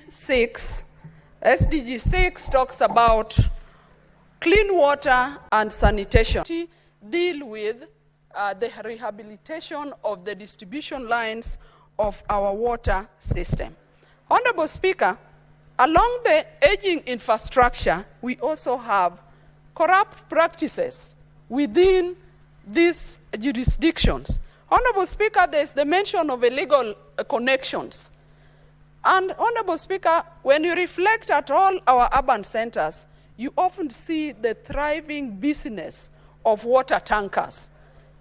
It is right to believe, Honorable Speaker, that most of the people dealing with the water tankers or the water boosters are also people within the water sector. And Honorable Speaker, then it means that they are able to cause inadequacies in the provisions of water so that they are able to make their businesses thrive, Honorable Speaker. Honorable Speaker, water remains a basic need. And as a country and as the world as enshrined in SDG 7, everybody should be able to access water as a basic need.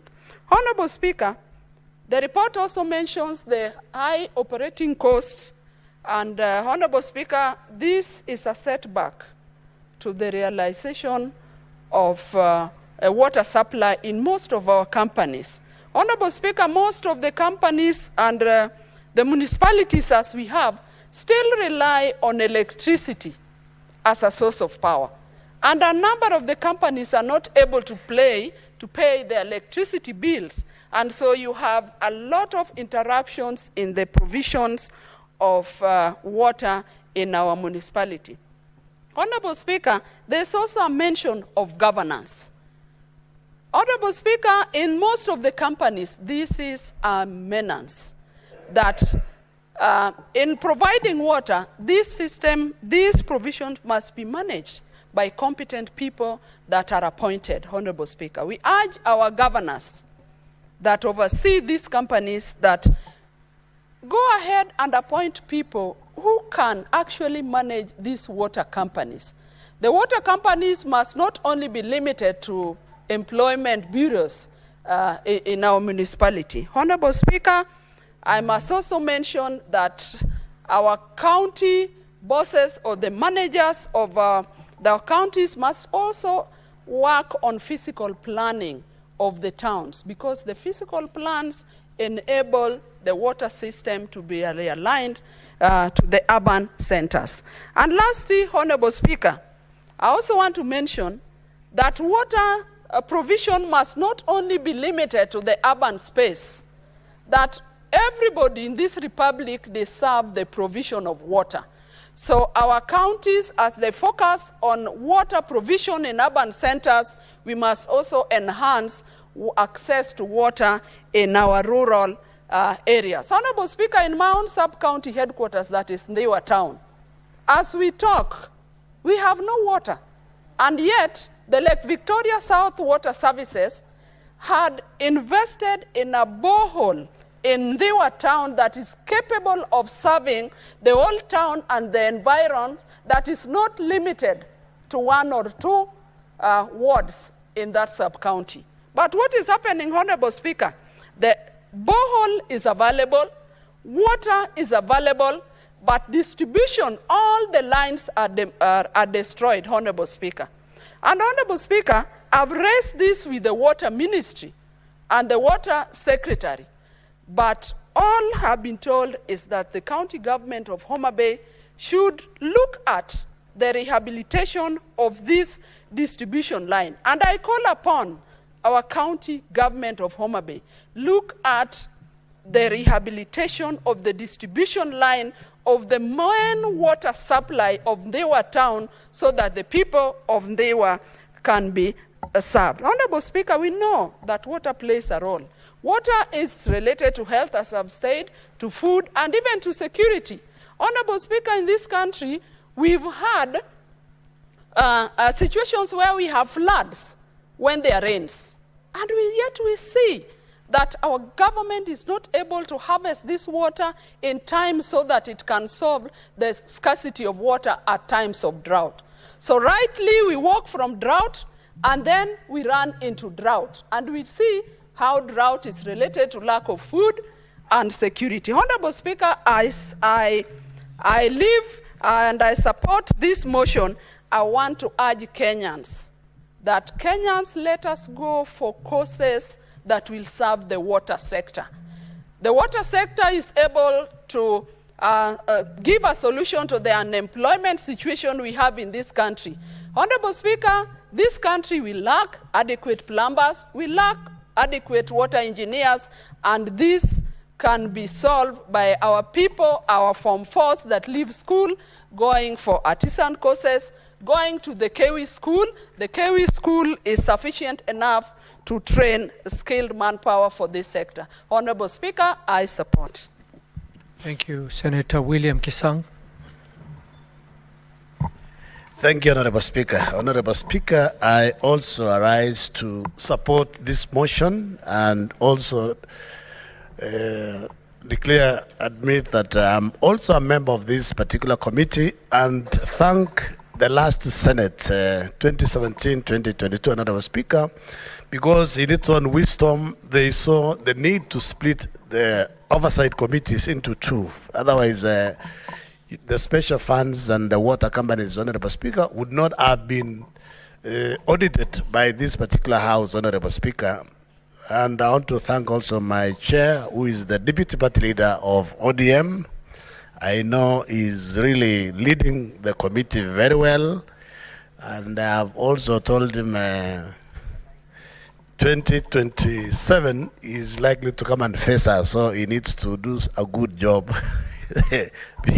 Thank you, Honorable Speaker. Honorable Speaker, as a committee, as we went through the reports, the audited reports, Honorable Speaker, generally, one of the issues that we noted was weak management structures in the water companies, governance issues, Honorable Speaker, especially most of the water service providers didn't have competent boards, and some of them, if they had boards, Honorable Speaker, they thought they were independent from the county governments. They didn't say, they thought they don't have to report to the governor, to the CEC Water and CEC Finance, Honorable Speaker, but at least our committee has been able to bring things to order, and now generally most of the companies are run well, and we believe in the next audits, especially 2024-25 going forward, Honorable Speaker, some of these books will have unqualified accounts, Honorable Speaker, because all of them were either qualified, disclaimer accounts, Honorable Speaker. So we've done a good job, and I believe soon they are going to see, we'll see the benefits of this particular committee in these particular water service providers, Honorable Speaker. What we want to urge our governors is to ensure they employ competent CEOs, competent board members, so that they can drive the companies well, Honorable Speaker, because those are the issues, the weaknesses that we saw. And basically, you had Senator for Wajir, Honorable Speaker, that some of the boreholes within the communities, they are run by an association, and the associations have even refused to cede management of these boreholes to the water companies. So basically, they are run as a club, and they don't pay. They just maybe charge a flat rate from the water users, and sometimes the water is not even enough, Honorable Speaker. Honorable Speaker, what we also saw as a big, serious issue is what we call non-revenue water, Honorable Speaker. You know, the standard loss is about 25%, but majority of the water service providers were way above, some even up to 72%. I think it is only one or two counties, Nyeri and I think one more, were below the recommended loss of 25%, Honorable Speaker. But the other 70, 60, so basically it means you're losing more than half, more than 3/4 of what the water that goes to the pipes, Honorable Speaker. And there are two types of loss. There is a physical loss, basically because of the state of the pipes, and there is the commercial loss. The commercial loss, Honorable Speaker, is the water is already in the pipe, there are no losses through the pipes, but basically they don't peel the water that has been used by the users, or cartels divert the water, they cut the water and sell directly to the water users. It's like what the Senator for Nairobi had said, Honorable Speaker. Generally, Nairobi Water Company should not be getting any support from Nairobi County government. It should be getting support, it should be self-sufficient, because We need water. You go to Karen, Honorable Speaker, almost every day, pipes are passed everywhere. They don't have any means to detect if there are any leakages within the pipeline, Honorable Speaker. So governors have shouldered. If county governments were not the Honorable Speaker, most of these water service providers basically would have closed, because they all get support from the counties in terms of to ensure they are able to pay salaries, they are able to pay electricity bills. Otherwise, Kenya Power would have basically closed most of them long time ago, Honorable Speaker. Honorable Speaker, it's also important that we encourage them to get smart meters. They need to get detectors so that if there are leakages, they are detected quickly, Honorable Speaker. Recently, I think they partnered also with National Police Service, where we have what we call water policing. The water police officers are supposed to help and assist the water service providers to detect where there are illegal connections so that they don't lose water, Honorable Speaker. Honorable Speaker, is in terms of water, in terms of the regional bodies, we have 9 of them.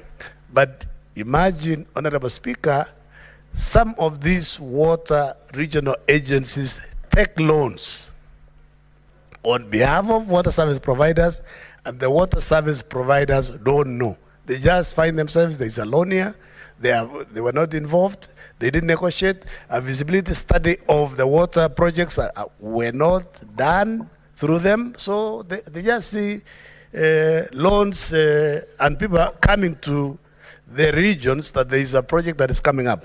Honorable Speaker, I know most of my colleagues also want to contribute. I just wanted to put the last comment. The last comment is there is an issue in terms of property. There are some plans, vehicles, equipment, and even the land where some of the water service providers are domiciled, Honorable Speaker, and they don't have the titles. They don't have logbooks for the vehicles, Honorable Speaker. They are still within the regional bodies.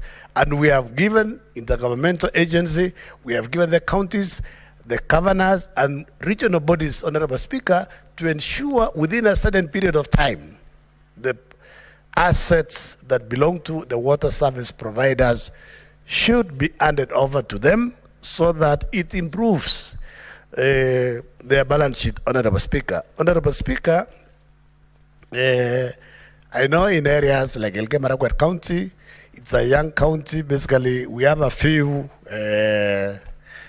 small water service providers, and they are still struggling. I believe the agencies within that region and the county government will assist them. What will help mostly, Honorable Speaker, along Kerio Valley, we have conflict as communities because of water. I believe if water is managed very well, basically even inter-clan or inter-community conflict because of pasture, because of water, will be reduced if, Honorable Speaker, our governors sit down and they ensure our people get clean water across the counties. Honorable Speaker, I don't want to say much so that I cede time to my colleagues. I support and I support. Thank you, Senator. Senator Hamida Kibwana. Thank you, Mr. Speaker. Mr. Speaker, I support this motion, and I commend my very able chairman, our deputy party leader, ODM, for the good work that he has been doing so far. Mr. Speaker, I just wanted to note for very few minutes just the cross-cutting points. The cross-cutting, actually, I was looking at the audit report, which was considered by the team.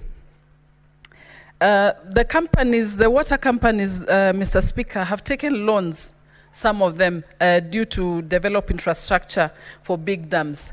But they end up not being able to do it. The big dams that, the funding was, they got the funds for the big dams, but then they did not consult, actually, the counties. So you may find that they expect the counties to pay for the services, but then the issue also is the last mile connectivity. that has not been developed actually when doing a large dam.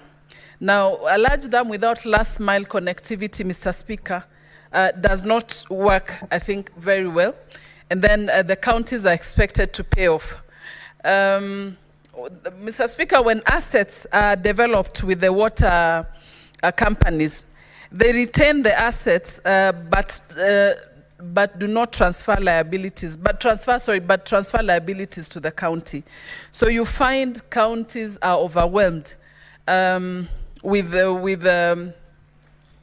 monies, you know, fundings to be paid, and yet this is a challenge for financial statement to the water companies, to counties. Mr. Speaker, also I remember the Auditor General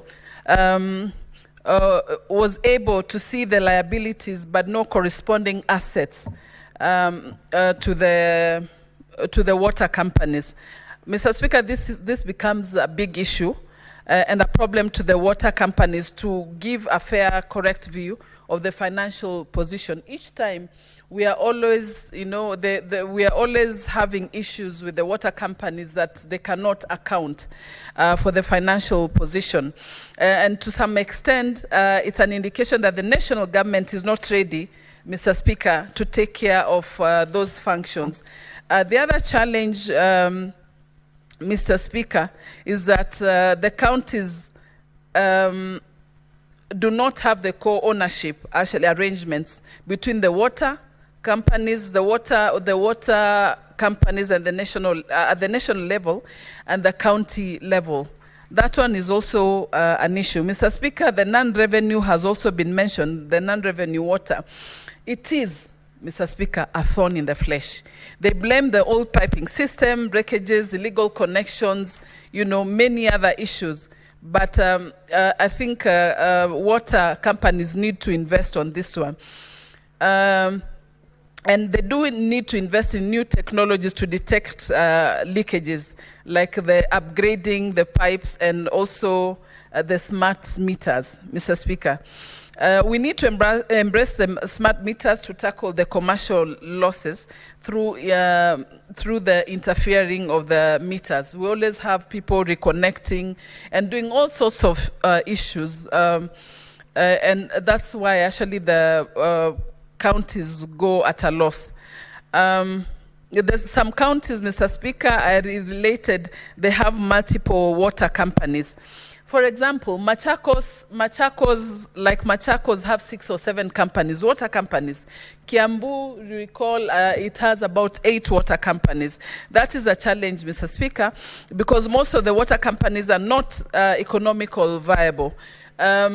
One last thing, Mr. Speaker, is oversighting and management is quite difficult on this one. The recommendation is to bring down the water companies to a number that is easy to manage, Mr. Speaker. One, but not the least, Mr. Speaker, is I remember the areas of shortness of water supply. You find like Gusii are sharing, Gusii and Nyamira are sharing, you know, that they are co-owning within the county. So you have the shortness of water, adequate supply, inadequate supply of water. Then other places you find adequate supply but no infrastructure in the water system. Replacements of the pipes, Mr. Speaker, put the companies in a very awkward position. Now, my last kick, Mr. Speaker, is that the committee, I remember, recommended that to decluster such arrangements so that each county to have its own service provider. Mr. Speaker, I know someone else needs to speak, so I want to yield my time for him. Thank you, Mr. Speaker. Senator Hilary Sigei. Thank you, Mr. Speaker, and I want to appreciate Senator Hamida for according me the remaining 10 minutes or so of the session, Mr. Speaker, so that I also comment on the motion. And I want to also appreciate the chairperson of this committee.